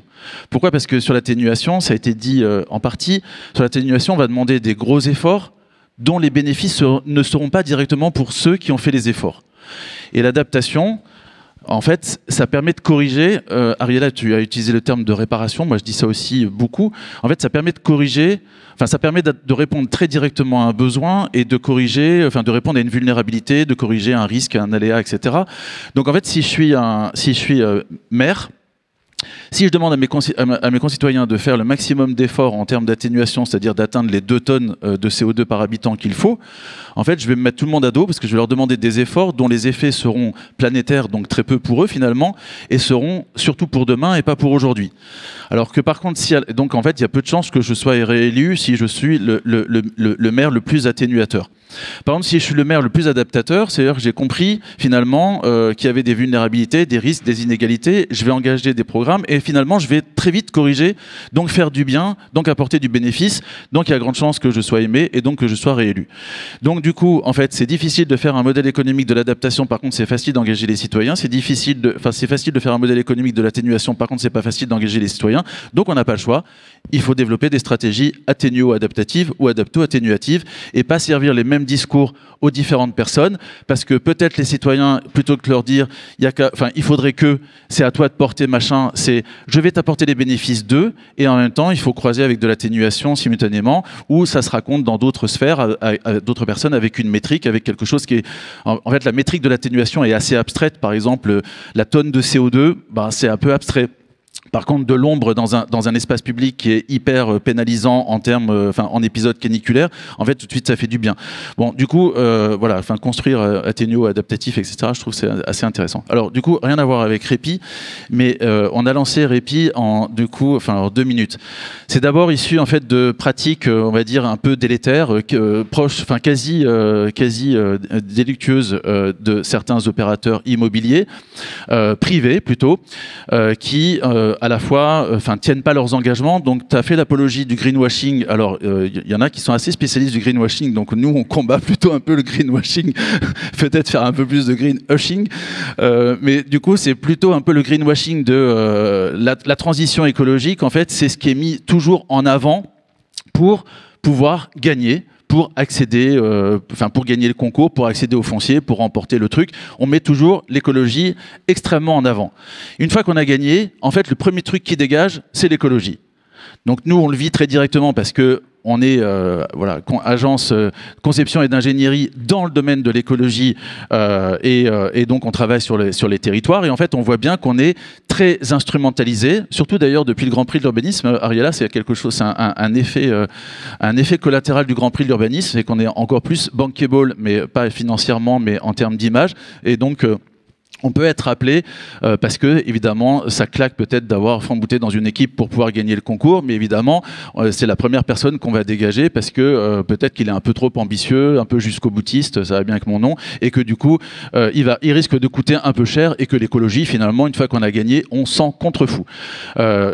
Je dis ça parce que j'ai même vu une fois, petite anecdote, je vais dépasser les 2 minutes, mais dans un tableau chez un opérateur immobilier, dans un tableau comparatif qui faisait le benchmark sur des bureaux d'études. Donc moi, j'arrive sur une ligne, en bureau d'études environnement, bureau d'études transition écologique, et il était indiqué en face de mon nom, donc Franck Boutet, bête à concours, bon, voilà, mais un peu jusqu'au boutiste et cher. Donc en fait, c'est un truc un peu organisé, c'est bête à concours, donc autant l'avoir parce qu'en plus, il raconte des trucs qui plaisent aux acteurs publics et tout, etc. Il parle un peu d'intérêt général, d'espace public, d'intérêt général et tout, donc c'est bien de l'avoir. Par contre, comme on sait déjà qu'il est peut-être un peu jusqu'au boutiste, donc il va nous faire chier sur les projets et en plus, il est un peu cher, une fois qu'on aura gagné, qu'est-ce qu'on fait? On le met dans le bilan? Non, on l'éjectera du projet, c'est tout, c'est assez simple. Voilà. Bon. Du coup, nous, on l'a vécu 1 fois, 2 fois, 3 fois, 4 fois, en fait, effet Grand Prix de l'urbanisme, hein, vraiment. Et donc, à un moment, on s'est dit, c'est pas possible parce que vous savez tous que gagner des projets, c'est juste vital pour des boîtes comme nous, puisque on est sur un mode d'accès à la commande où on fait d'abord des concours et qu'on perd 9 concours pour en gagner un. Donc, si on perd 9 concours et quand on gagne un concours, on gagne une affaire qu'on a perdue ensuite, ça veut dire qu'on perd tout le temps. Donc, ça peut pas marcher parce que les concours, on les fait, vous savez, toujours à risque, etc. Donc, à un moment, je me suis dit, stop, ça ne peut pas durer. Il faut absolument, je vais utiliser la petite notoriété que j'ai pour dénoncer ça. Ça a pris, donc c'était dans un post sur LinkedIn du 17 octobre dernier, et en fait ça a ouvert, ça a un peu libéré la parole. Tout le monde a dit merci d'avoir pris la parole, merci en fait on vit ça tous les jours et en fait on n'en peut plus, et c'est pas que des bureaux d'études environnement, même si c'est vraiment ceux qui étaient les dégagés les premiers et qui étaient les plus sensibles. C'est aussi le paysage aussi sert de danseuse pour gagner les concours, et le truc qui est dégagé le plus vite possible derrière, etc. Puis en fait des architectes, des bureaux d'études dans d'autres spécialités, puis des aménageurs, puis des élus, puis même des promoteurs qui se sont un peu émus que, en effet, on ne peut pas continuer comme ça. Donc, on a... le combat, il est un peu double, c'est-à-dire qu'à la fois, comment, finalement, faire en sorte que tous les acteurs se parlent pour arriver à faire en sorte qu'on sorte de cette idée de la défiance permanente, de l'opposition, de c'est pas moi, c'est l'autre, c'est machin, c'est de sa faute, ouais, c'est le foncier, donc c'est le propriétaire, c'est l'aménageur, il nous fait chier, c'est le législateur avec sa RE à la con, etc., etc., etc. En fait, c'est toujours la faute de quelqu'un d'autre, mais soit on fait toujours bien. Donc, déjà, faire parler les acteurs entre eux pour arriver à améliorer les relations entre ces acteurs et de se dire que finalement les projets, c'est à la fois des projets, des équipes qui les portent, etc. Et aussi parce que on s'est rendu compte, là quand je parle de nous, c'est aussi que finalement nous on est enlevé en même temps que l'ambition environnementale, c'est-à-dire ambition environnementale maximale avant de gagner, et après on fait tout pour la déshabiller, donc c'est aussi une perte de qualité. Or il est important, tu vois, là-dessus je suis pas complètement d'accord avec toi, mais j'ai bien compris pourquoi tu le disais, François. En fait c'est juste que à un moment quand on dit qu'on va faire, on doit faire, quoi.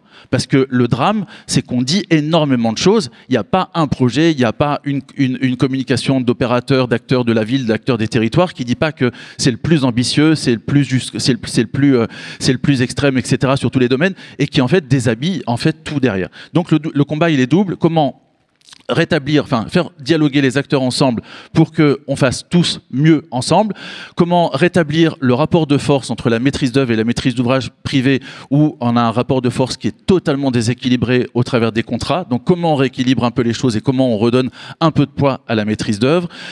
Évidemment, derrière, comment on positionne le juste niveau d'ambition, d'exigence, de qualité qui soit à la fois réaliste, réalisable et réalisé. Voilà un peu tous les combats qui ont été menés. Et donc, en fait, de manière un peu organique après ce poste, il y a eu des prises de parole. On a organisé un mouvement de façon un peu organique. On a d'abord été 50, puis 70, 90 maintenant. On essaie de limiter parce que l'idée est de faire vraiment de Répi. Répi, c'est l'acronyme de respect et éthique pour un immobilier sous, entre parenthèses, tenable égale Répi, parce qu'il faut que cela cesse. Voilà, c'est ça le terme.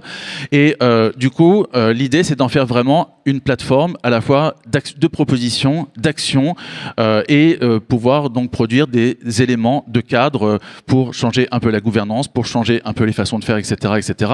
Et aussi peut-être même pour porter des projets de loi, parce qu'on entend aussi beaucoup de gens qui disent je vois pas pourquoi je le ferais alors que c'est obligatoire. Et donc, par exemple, une petite anecdote qui m'a fait frémir, c'est si on construit des logements neufs aujourd'hui, sachant que y a des problématiques quand même de changement climatique, on peut pas vraiment le nier, et que du coup, un logement neuf aujourd'hui, il doit être confortable, sans clim, il doit être confortable en 2025, mais ça serait quand même pas mal qu'il soit encore confortable en 2050, en 2070, etc.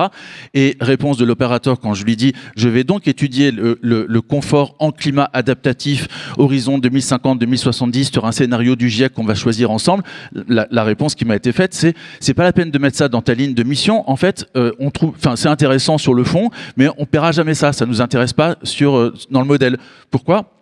Juste parce que c'est pas obligatoire. Donc à un moment, dans les propositions qu'on doit faire avec Répi, c'est aussi peut-être faire un projet de loi pour arriver à cranter et à faire en sorte que, par exemple, il y ait une obligation de faire en sorte, de s'assurer que les logements qu'on produit aujourd'hui sont encore habitables dans 10, 20 ans, ce qui paraît être un peu normal, mais qui, en fait, n'étant pas obligé, n'est pas faisable, n'est pas fait. Voilà.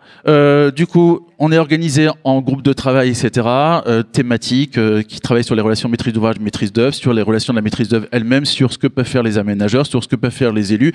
Et il y a pas mal de monde d'ailleurs qui fait déjà partie de Répi, mais vous pouvez aller lire. Là, il n'y a pas le QR code. D'habitude, on a un énorme QR code que vous pouvez scanner. C'est pas le cas ici. Notre lettre ouverte rédigée sur change.org qui permet d'avoir aussi, enfin, de montrer une adhésion sans obligatoirement être dans les groupes de travail pour bosser. Donc, on a à peu près un petit 2000 signataires de cette lettre ouverte. Et donc, on a pas mal de personnes, je disais ici, qui sont déjà actives au travail, dont Florent, tiens, ici, Catherine, qui est là, Eric, etc. Donc qui sont aussi des pilotes de ces groupes de travail. Et la dernière chose que je voudrais dire, c'est que au début, donc les institutions nous regardaient en disant est-ce que c'est juste Franck Boutet qui passe ses nerfs sur LinkedIn? La réponse c'est non, puisqu'il y a quand même 2000 signataires de cette lettre ouverte, qu'il y a 90 personnes qui sont au travail. Donc en fait, on veut aussi avoir que les institutions nous rejoignent, parce qu'on ne va pas non plus faire le boulot à leur place. On a le soutien officiel, donc c'était le premier, du Conseil national de l'ordre des architectes, du Conseil régional de l'ordre Île-de-France, de l'association AMO, du club Ville Aménagement. Donc il y a des membres du club qui sont déjà présents dans Répi, mais on a aussi le soutien officiel du club, d'Ecopolis, etc. Et donc plus on est nombreux, pour l'instant on n'a pas encore Syntec Ingénierie, or ça serait un peu le minimum, plus on est nombreux, plus les institutions rentrent dans l'histoire, plus on arrivera à faire bouger les lignes. Voilà, en 2 minutes, pardon. Voilà, ça c'est les 2 minutes version Franck Boutet. Merci Franck. Alors, peut-être que vous pouvez voulez réagir, mais il y a sans doute des questions dans la salle ou des interventions, oui, derrière. Blanche, tu peux passer un micro. Est-ce qu'il y a d'autres personnes qui ont envie de dire quelque chose? Ici, au premier rang aussi. Sabine Chardonnay. Bonsoir. Juste une petite question pour Monsieur François Gemène. Vous êtes qui? Mathieu, journaliste Téléscope. Oui. Vous avez cité un certain nombre d'acteurs, milieux ruraux, les industriels, etc., promoteurs. Quid des acteurs de la finance dans cette chaîne? Est-ce que c'est pipeau, comme le reste, enfin, voilà, ou ils ont un réel effet de levier auprès des entreprises et derrière les finances, donc la population? On voit des nouvelles banques émerger sur ces sujets. Est-ce que c'est à la marge, c'est marginal? Est-ce que c'est réellement une action de fond? Enfin, voilà. C'est le cœur du sujet. Je réponds à la question ou tu veux prendre plusieurs questions? Vas-y. Je pourrais répondre aussi à Franck si tu veux. Tu passes? Il faudrait prendre un micro parce qu'on enregistre. Hein. Et puis les personnes à distance ne t'entendent pas. Oui, sinon à distance, ils descendre, ce serait pas mal. Hein.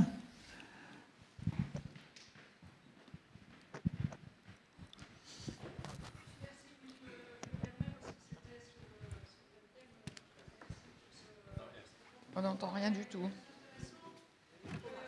Le micro ne marche pas, donc...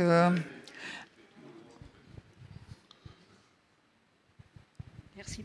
Oui, Marie de Cotlarana, ministère de la Transition écologique. Merci pour ce club très intéressant, comme toujours.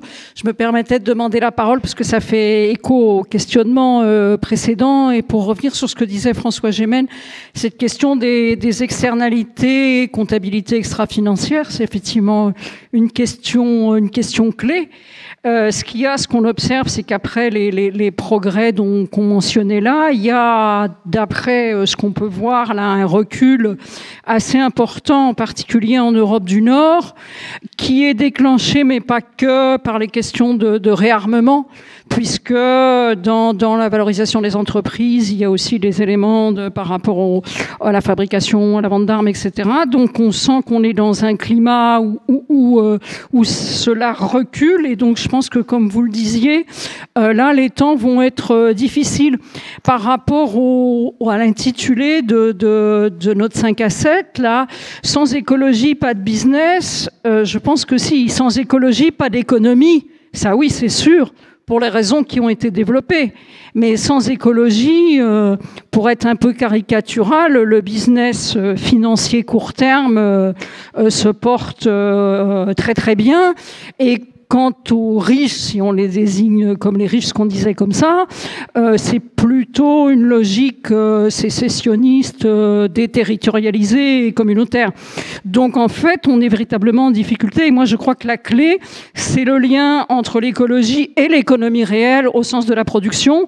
Et si on veut être caricatural, de réorienter le business financier qui nous mine et qui nous mène à des choses très dures. Merci.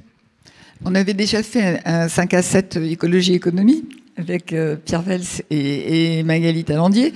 Et merci de mettre l'accent là-dessus, mais on a voulu insister sur le business parce que justement, les recherches démontrent que le business aussi se portera très très mal, avec la baisse de productivité, avec les conditions de travail qui ne seront pas remplies. Et donc, c'était taper sur l'endroit le plus délicat et la raison pour laquelle on abandonne l'écologie. Alors, j'ai un mot sur la finance. Aux deux, ou à Franck aussi.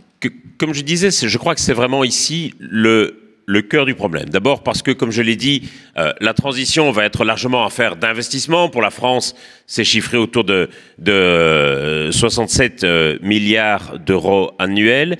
Et le problème aujourd'hui, c'est que les poches des gouvernements sont vides et que donc on manque d'argent pour la transition, pour les transports, pour la rénovation des logements, etc., etc. Et que, d'un autre côté, nous avons désormais cette nouvelle priorité en matière de défense qui a déboulé un peu comme un chien fou dans le jeu de quilles, et qu'aujourd'hui, tout le monde dit qu'il faut réarmer l'Europe et réinvestir dans l'industrie de défense et d'armement en Europe. Alors chacun pensera ce qu'il veut ou ce qu'elle veut de cette nécessité ou non de réinvestir dans l'armement, mais ce qui me paraît intéressant pour la transition, c'est que comme on n'a pas non plus de budget public pour financer la défense européenne, là, d'un coup, on se montre un peu créatif. Et que toute une série de verrous qui existaient auparavant commencent à sauter. Et deux verrous en particulier. Un, le recours à un emprunt européen pour cela. Je pense que c'est plutôt une bonne idée, mais je dis, n'empruntons pas uniquement pour financer l'industrie de défense, utilisons aussi ce mécanisme pour financer la transition et pour financer l'innovation. Deux, sur le recours à l'épargne des particuliers, c'est ce que vous évoquiez avec des placements proposés par certaines banques, certains sont intéressants, d'autres sont du pur greenwashing, avec aussi des nouvelles banques qui apparaissent sur le marché, qui cherchent à tailler des croupières aux géants bancaires que nous connaissons. Et là, je pense que sur cette question de l'épargne, il y a un enjeu fondamental. Nous sommes aujourd'hui dans une situation où on a l'impression d'être un peu faible et un peu sans atout face à Donald Trump, alors qu'il y a quand même un élément qui donne une force extraordinaire à l'Europe, c'est la richesse des Européens, la richesse personnelle des Européens. Il faut réaliser que le montant total de l'épargne connue en France, dans les banques françaises, est estimé entre 6 000 et 8 000 milliards d'euros. Le montant qui circule pour le financement de la défense européenne, c'est 800 milliards d'euros, c'est-à-dire une paille comparée à la totalité de l'épargne qui est dans les banques françaises. Rien que l'assurance vie, le produit d'épargne préféré des Français, c'est 1800 milliards d'euros. Or, jusqu'ici, qu'a-t-on fait de cette épargne? Nous l'avons envoyée aux États-Unis. Et l'épargne des Européens finance largement l'économie et les industries américaines. Pourquoi? Parce que ces dernières années, les bourses américaines avaient tendance à surperformer les bourses européennes et que comme les banquiers européens cherchaient à garantir le meilleur rendement pour leurs épargnants, ils investissaient plutôt sur les entreprises américaines. Ce qui veut dire que nous en sommes aujourd'hui dans une situation où nous nous désolons du pouvoir gigantesque qu'a pris Elon Musk. Et on se dit comment est-il possible que par sa fortune, il ait une telle influence sur le cours du monde, et malheureusement, cette influence est plutôt néofascisante. La réalité, c'est que si Elon Musk est aujourd'hui l'homme le plus riche du monde, c'est simplement parce que nous, Européens, l'avons enrichi. Si vous avez un plan d'épargne en action ou une assurance vie, vraisemblablement, vous avez des actions Tesla. Qu'est-ce qui fait que Musk est aujourd'hui l'homme le plus riche du monde? Le fait que la capitalisation boursière de Tesla est absolument gigantesque et dépasse la capitalisation boursière de l'ensemble des autres constructeurs automobiles dans le monde entier. Et que donc, évidemment, c'est ça qui fait la fortune de Musk et donc son influence. Et nous sommes les premiers aujourd'hui à s'en désoler, alors que c'est une situation que nous avons nous-mêmes créée en investissant dans Tesla. Et pourquoi est-ce qu'on a investi dans Tesla? Parce que nous étions séduits par la personnalité de son fondateur. Et donc, on est dans une situation complètement schizophrénique. À mon avis, aujourd'hui, la priorité des priorités, si on veut à la fois soutenir l'économie européenne, ne pas nous trouver dans cette position de faiblesse par rapport aux États-Unis, c'est de ramener l'épargne qui finançait l'économie américaine et de la ramener vers les entreprises européennes. Et là, il me semble qu'on a des possibilités extraordinaires de fléchage de cette épargne vers des entreprises qui soient investies dans la transition. Et je pense que beaucoup d'épargnants seraient très heureux de placer leur épargne dans ces entreprises, à la fois parce qu'ils auraient l'impression de faire quelque chose d'utile avec leur argent, et parce que ça leur rapporterait de l'argent, parce qu'aujourd'hui, la décarbonation, c'est un secteur qui est rentable. Et donc, à mon avis, c'est une vraie priorité, la question de la réorientation des flux d'épargne.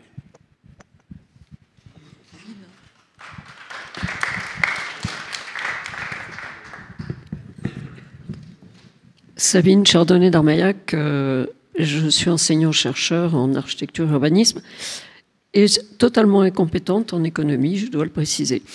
Néanmoins, j'ai été contente d'entendre surgir le terme d'externalité parce que je pense que les externalités négatives et positives n'ont pas été beaucoup discutées là et pourtant ont tourné autour en permanence.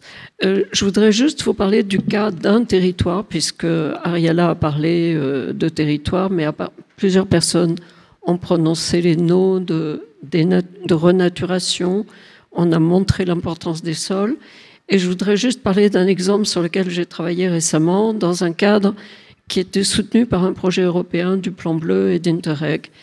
Il s'agit d'un territoire très, très petit, très précis, entre Antibes et Nice, et qui pose la question de qu'est-ce qu'on peut faire de ce littoral et comment est-ce qu'on peut regagner quelque chose et une valeur écologique sur ce littoral. Et en réalité, moi j'ai fait une hypothèse complètement farfelue qui consistait à dire mais il faut penser le territoire complètement différemment. Il est aujourd'hui complètement saturé et bloqué par toutes les infrastructures qui sont venues s'adosser à la ligne littorale et qui bloquent tout système de développement.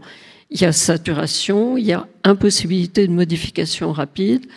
Et ce que j'ai proposé, c'est une utopie totale, mais ça a eu son petit succès de débat dans les groupes de discussion.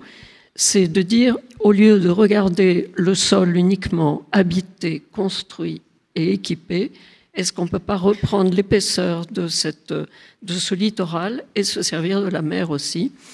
Et j'ai proposé de ponctuer de ports flottants ce littoral et à partir de ces ports flottants, de réenjamber l'ensemble des choses qui sont coincées avec des systèmes de téléphériques. Donc les ports flottants seraient porteurs de pôles d'embarquement et qui permettraient de réintroduire une liaison en profondeur vers le territoire, vers l'Hinterland. Et en fait, bon, c'est complètement utopique, je ne sais pas comment on peut financer tout ça. Ça va être discuté. Évidemment, la première discussion, c'est oui, mais vous êtes susceptible d'avoir une difficulté climatique matérielle avec les tempêtes, etc. C'est pas très compliqué de ballaster les ports flottants. En revanche, ce qui est plus compliqué, c'est de travailler une cadence de transport en mer d'un port flottant à l'autre et qui permettrait de sortir de l'enracinement profond du train, de la voie, de l'autoroute, et de ce fait, de complètement renverser l'image qu'on a du territoire.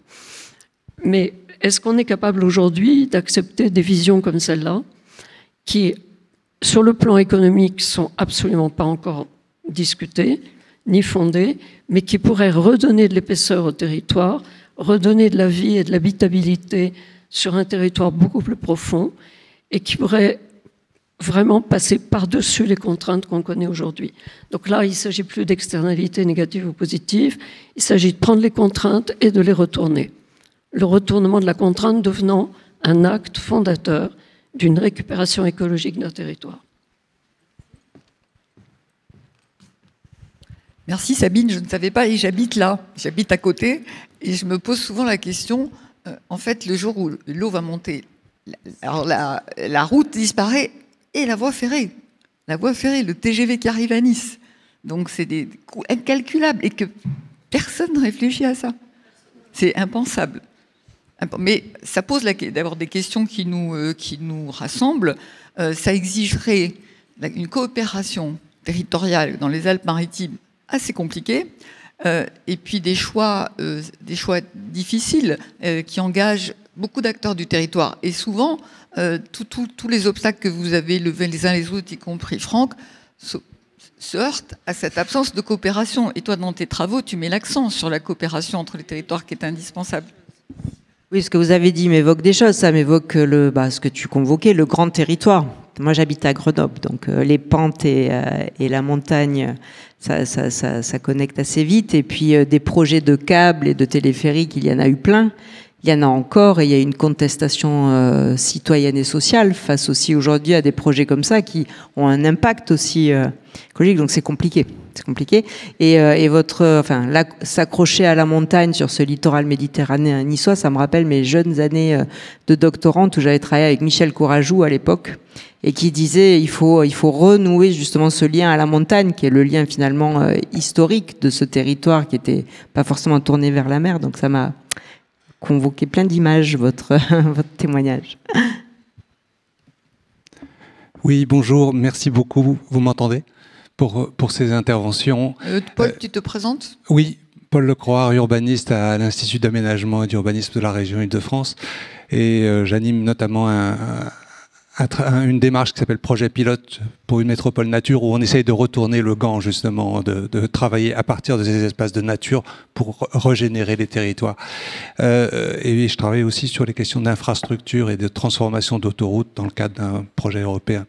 Mais ce que je voulais dire, c'était rebondir sur ce que Sabine Chardonnay avait dit, puisque la semaine dernière, nous étions à Caen, puisque nous, dans les agences d'urbanisme, vous savez qu'il y a 50 agences d'urbanisme en France, et on fait de la fertilisation croisée sous forme d'ateliers une fois par an. On s'immerge pendant 3 jours dans un territoire et on essaye d'apporter des solutions ou des idées de solutions aux élus sur un projet qui les préoccupe. Et là, à Caen, on a une situation quand même assez exemplaire où les élus, alors vous savez qu'il y a un GIEC normand, et le GIEC normand, il y a 2 ans, disait la presqu'île de Caen sera sous l'eau de 20 à 60 cm en 2100. Le GIEC a complètement revu, le GIEC normand a complètement revu ses estimations. Aujourd'hui, il imagine la presqu'île de Caen, donc en plein cœur de la ville, avec 1 mètre à 1,80 m d'eau. Donc ça veut dire que le projet Presqu'île, qui est porté par les élus depuis des années, ne peut pas se faire dans les conditions actuelles. La ville, il y a 2 ans, a décidé de mettre en pause ce projet pour réfléchir à la transformation de ce territoire autrement. Et c'est là que, en changeant de focale, tout d'un coup, des solutions commencent à émerger. Plutôt que de travailler à l'échelle de la presqu'île, on a travaillé à l'échelle de l'estuaire. On a même presque fait découvrir aux élus que de Caen à Ouistreham, c'est un estuaire, alors que là où ils voyaient un canal avec une fonction économique, on a une rivière qui est complètement oubliée et un canal qui est complètement artificiel. Et ce qu'on voit, en fait, c'est que quand on change de focale, des solutions apparaissent, redonner plus de place à l'eau, au fleuve, mais aussi à la mer. Et là, ça veut dire déconstruire les digues et dépoldériser, redonner cet espace et tout d'un coup protéger aussi la ville-centre. Donc on a une solidarité entre l'aval et l'amont, et non plus une solidarité entre l'amont et l'aval dans le cours d'une rivière. C'est nouveau, et je crois que ça permet en fait de renverser les solutions, et ça permet aussi aux élus de travailler sur un projet Presqu'île qui serait positif. Et en fait, aujourd'hui, on les a convaincus de travailler non pas sur les 35 hectares de la Presqu'île qui est sur le territoire de la ville de Caen, mais de Caen à la mer. Et il se trouve que l'agglomération s'appelle Caen-la-Mer, donc ça marche. Et cette Presqu'île, en fait, elle fait 15 km de long, et à l'échelle de l'ensemble de l'estuaire, on peut vraiment imaginer des solutions de tric-trac où les activités, les industries, les zones portuaires progressivement se remettre sur les points hauts.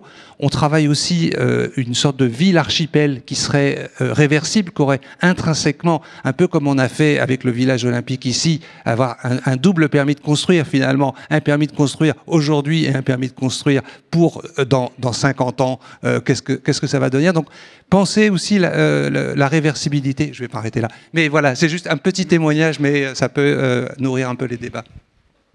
Réaction. Je vais peut-être lire quand même une série de questions de personnes à distance. Il y en a une à laquelle je vais répondre tout de suite, d'Elisabeth Rodriguez. Il y a quelque chose que je ne comprends pas bien avec une telle thématique porteuse et cruciale. Pourquoi et comment ne pas inviter aussi industriels ou opérateurs éco et tout autre acteur éco? Parce qu'on a 2 heures. Donc, ce que vous nous demandez, c'est une journée. Donc, on n'a pas une journée.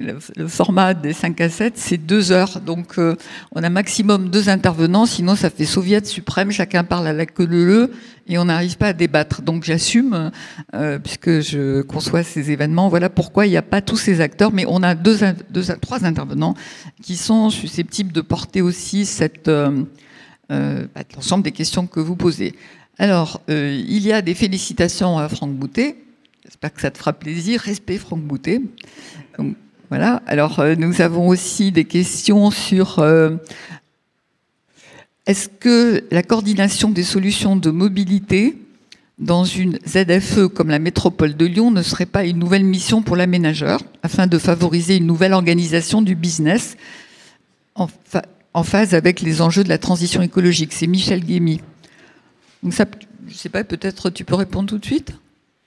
Alors, sur la question très précise de la ZFE, sur la presqu'île, juste pour se situer, donc la ville de Lyon et la métropole sont en train de mettre en place ce dispositif à l'échelle de la presqu'île, ce qui est un projet assez puissant dans ses effets, sans aucune surprise, puisque ça redistribue beaucoup de flux de circulation au profit d'un maintien des flux de transport en commun, d'une réduction de la voiture individuelle et de la marchabilité qui est la figure centrale. Et c'est déterminant parce qu'on a tendance à se projeter dans des investissements publics très importants. Mais au fond, la marchabilité, c'est encore la solution de mobilité la plus saine et la moins coûteuse. Voilà. Donc c'est ça le sujet. Et dans la question, c'est mais quels effets économiques? C'est un débat local qui est présent, sans aucune surprise, avec les commerçants. Voilà. Est-ce que ça doit être une mission de l'aménageur? Ça peut, pour ne pas faire peur à nos amis et confrères des services qui s'en chargent. Les services techniques je vais me déclarer non candidat à cette mission. Ouais. Mais enfin, dans d'autres lieux, ça peut advenir. Et au fond, derrière, parce que je pense que c'est quand même ça le fond du sujet, c'est d'interroger la soutenabilité économique de nos modèles de transition. Et comme notre thèse ce soir, c'est que non seulement c'est soutenable, mais que c'est positif pour l'activité, c'est l'un des enjeux de cet exemple parmi beaucoup d'autres. Et du coup, l'un des angles de ce projet, c'est précisément de dire, et c'est une parole qui est publique et assumée comme une parole de politique publique, que l'un des objectifs, en plus des effets sur la santé, sur la qualité de l'air qui sont très réels, c'est d'augmenter la commercialité du lieu. Et alors on sait très bien que c'est très très difficile d'emmener dans un premier temps sur ce genre de propos, puisqu'historiquement l'imaginaire du commerce en France, c'est que no parking, no business. Ça c'est inscrit dans l'imaginaire commercial en France. Mais on sait tous qu'à chaque fois que ça a été fait, il s'est produit exactement l'inverse. Même si l'honnêteté pousse à dire qu'il y a quand même des redistributions au sein de l'offre commerciale, que beaucoup gagnent au total, mais que certains perdent. Et donc, l'un des propos, en effet, sur cet exemple, c'est de dire que une presqu'île marchable, pour dire les choses simplement, c'est une presqu'île commerçante et plus commercée encore. Voilà, donc, en effet. Merci. Donc, je vais vous lire toutes les questions. Et puis, il y a une question dans la salle parce qu'on va clore dans 5 minutes. Alors, on nous parle d'agriculture urbaine et périurbaine dans cette perspective. Ceci étant, c'était le 5 à 7 précédent.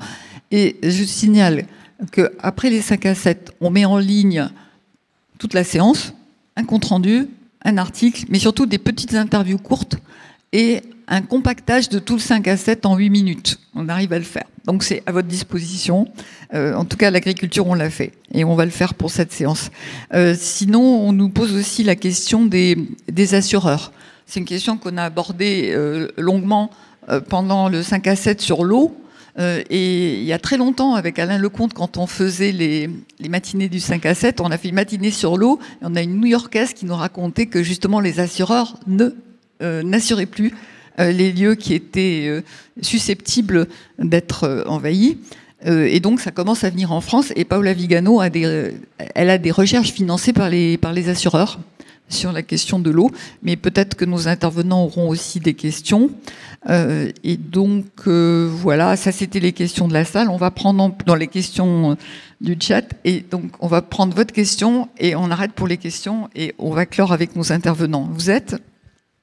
Oui, merci. Je suis César Silva, architecte et chercheur, et ma question, ce serait sur les récits, parce que j'ai l'impression que sans récit, pas d'écologie, et donc pas de business. C'est vrai que je pensais, enfin, un exemple un peu comme qu'on connaît tous, mais le Paris du Second Empire, il ne se serait pas fait sans ce récit de modernité, autour de l'insalubrité, de la fluidification des transports, autour du progrès social et sanitaire en même temps qui était relié, et surtout cette idée de modernité. Donc c'est vrai que je pense aux ateliers internationaux du Grand Paris où on avait des récits vraiment presque de biorégion. En fait, on avait des choses vraiment très intéressantes et qui se sentent quand même si je trouve que c'est très bien d'avoir parié sur la mobilité, mais ça paraît un peu incomplet aujourd'hui quand on pense que la métropole du Grand Paris est devenue quand même un réseau annulaire de transport en plus avec des gares, donc un peu des objets. Je ne sais pas, les consultations récentes comme Quartier de demain, où c'est encore une fois quelques points mais qui ne sont pas... On attend voir les réponses et on espère sans doute qu'elles seront très porteuses et qu'il y aura des récits forts attachés à ces points, parce que c'est quand même des points. Voilà, je trouve que le récit, à une échelle locale, le récit de l'écologie, je veux dire, en tout cas celui qui la soutient, à une échelle locale, il prend dans le sens où il y a des maires écologistes qui gagnent des élections. On n'a jamais vu on a l'impression qu'à une plus grande échelle, déjà régionale et nationale, le récit de l'écologie ne prend pas. Donc peut-être qu'il y a dans l'échelle plus locale une façon d'ancrer l'écologie dans la vie des gens. Et du coup, voilà, ma question, c'était celle des récits, quoi. Le Second Empire s'est bien fait sur un récit. À une époque quand même où c'était pas que populaire, en fait, on était dans des époques où lancer des pavés c'était à la mode et la guillotine aussi, enfin. Et du coup, les récits d'aujourd'hui pour ces challenges, je sais pas, qu'est-ce que vous pourriez nous donner un peu là-dessus. Merci.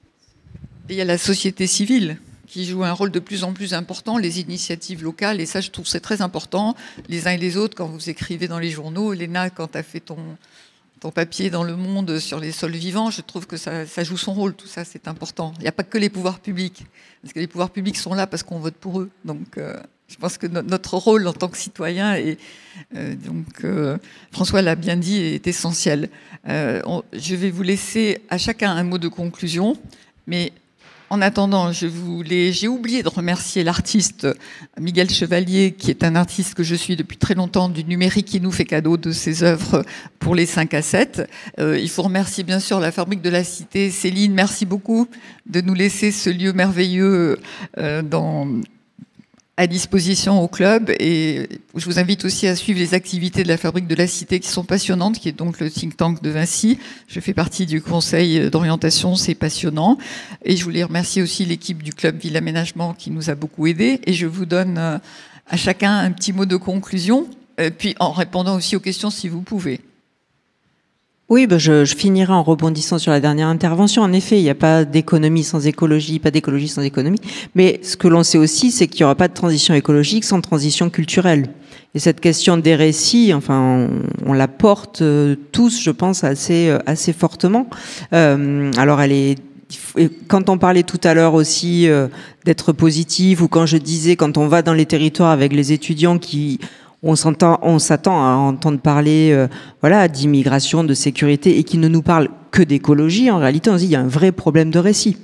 Donc je vous suis là-dedans. Alors bon, on sait qu'il y a plein de travaux là-dessus. Après, il faut arriver à faire percoler ça dans la société civile, hein, comme disait Ariella, ce qui est assez difficile. Et moi, je trouve qu'il y a des récits qui sont en train quand même de s'inventer autour, finalement, de la géographie physique des lieux.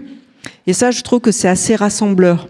On a parlé de l'eau, on pourrait parler des sols, enfin voilà, de la forêt. Et je trouve que là, il y a des récits assez forts qui parlent à nos imaginaires, mais aussi aux liens passés du territoire, enfin au patrimoine du territoire. Et je trouve qu'il y a des choses assez fédératrices qui se jouent autour de cette géographie physique des lieux. Et voilà, ça c'est des... Alors, j'ai pas de résultats tangibles et de chiffres à vous donner, mais je trouve que c'est des choses que l'on perçoit, il me semble, dans les territoires comme éléments mobilisateurs.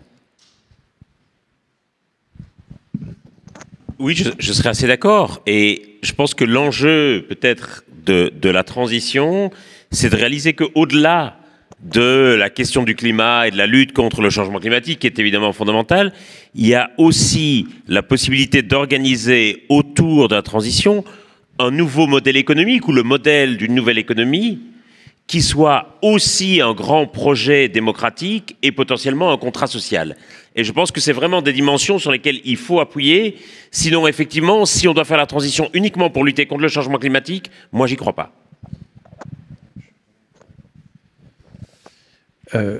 Sur cette question des récits, dernière question et au fond ouverture sur l'avenir qui est fantastique, merci de l'avoir permise.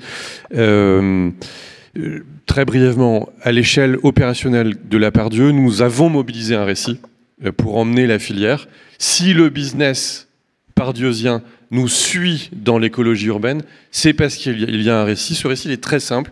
Nous avons énoncé la chose comme ça. Le nouveau continent immobilier, c'est la régénération.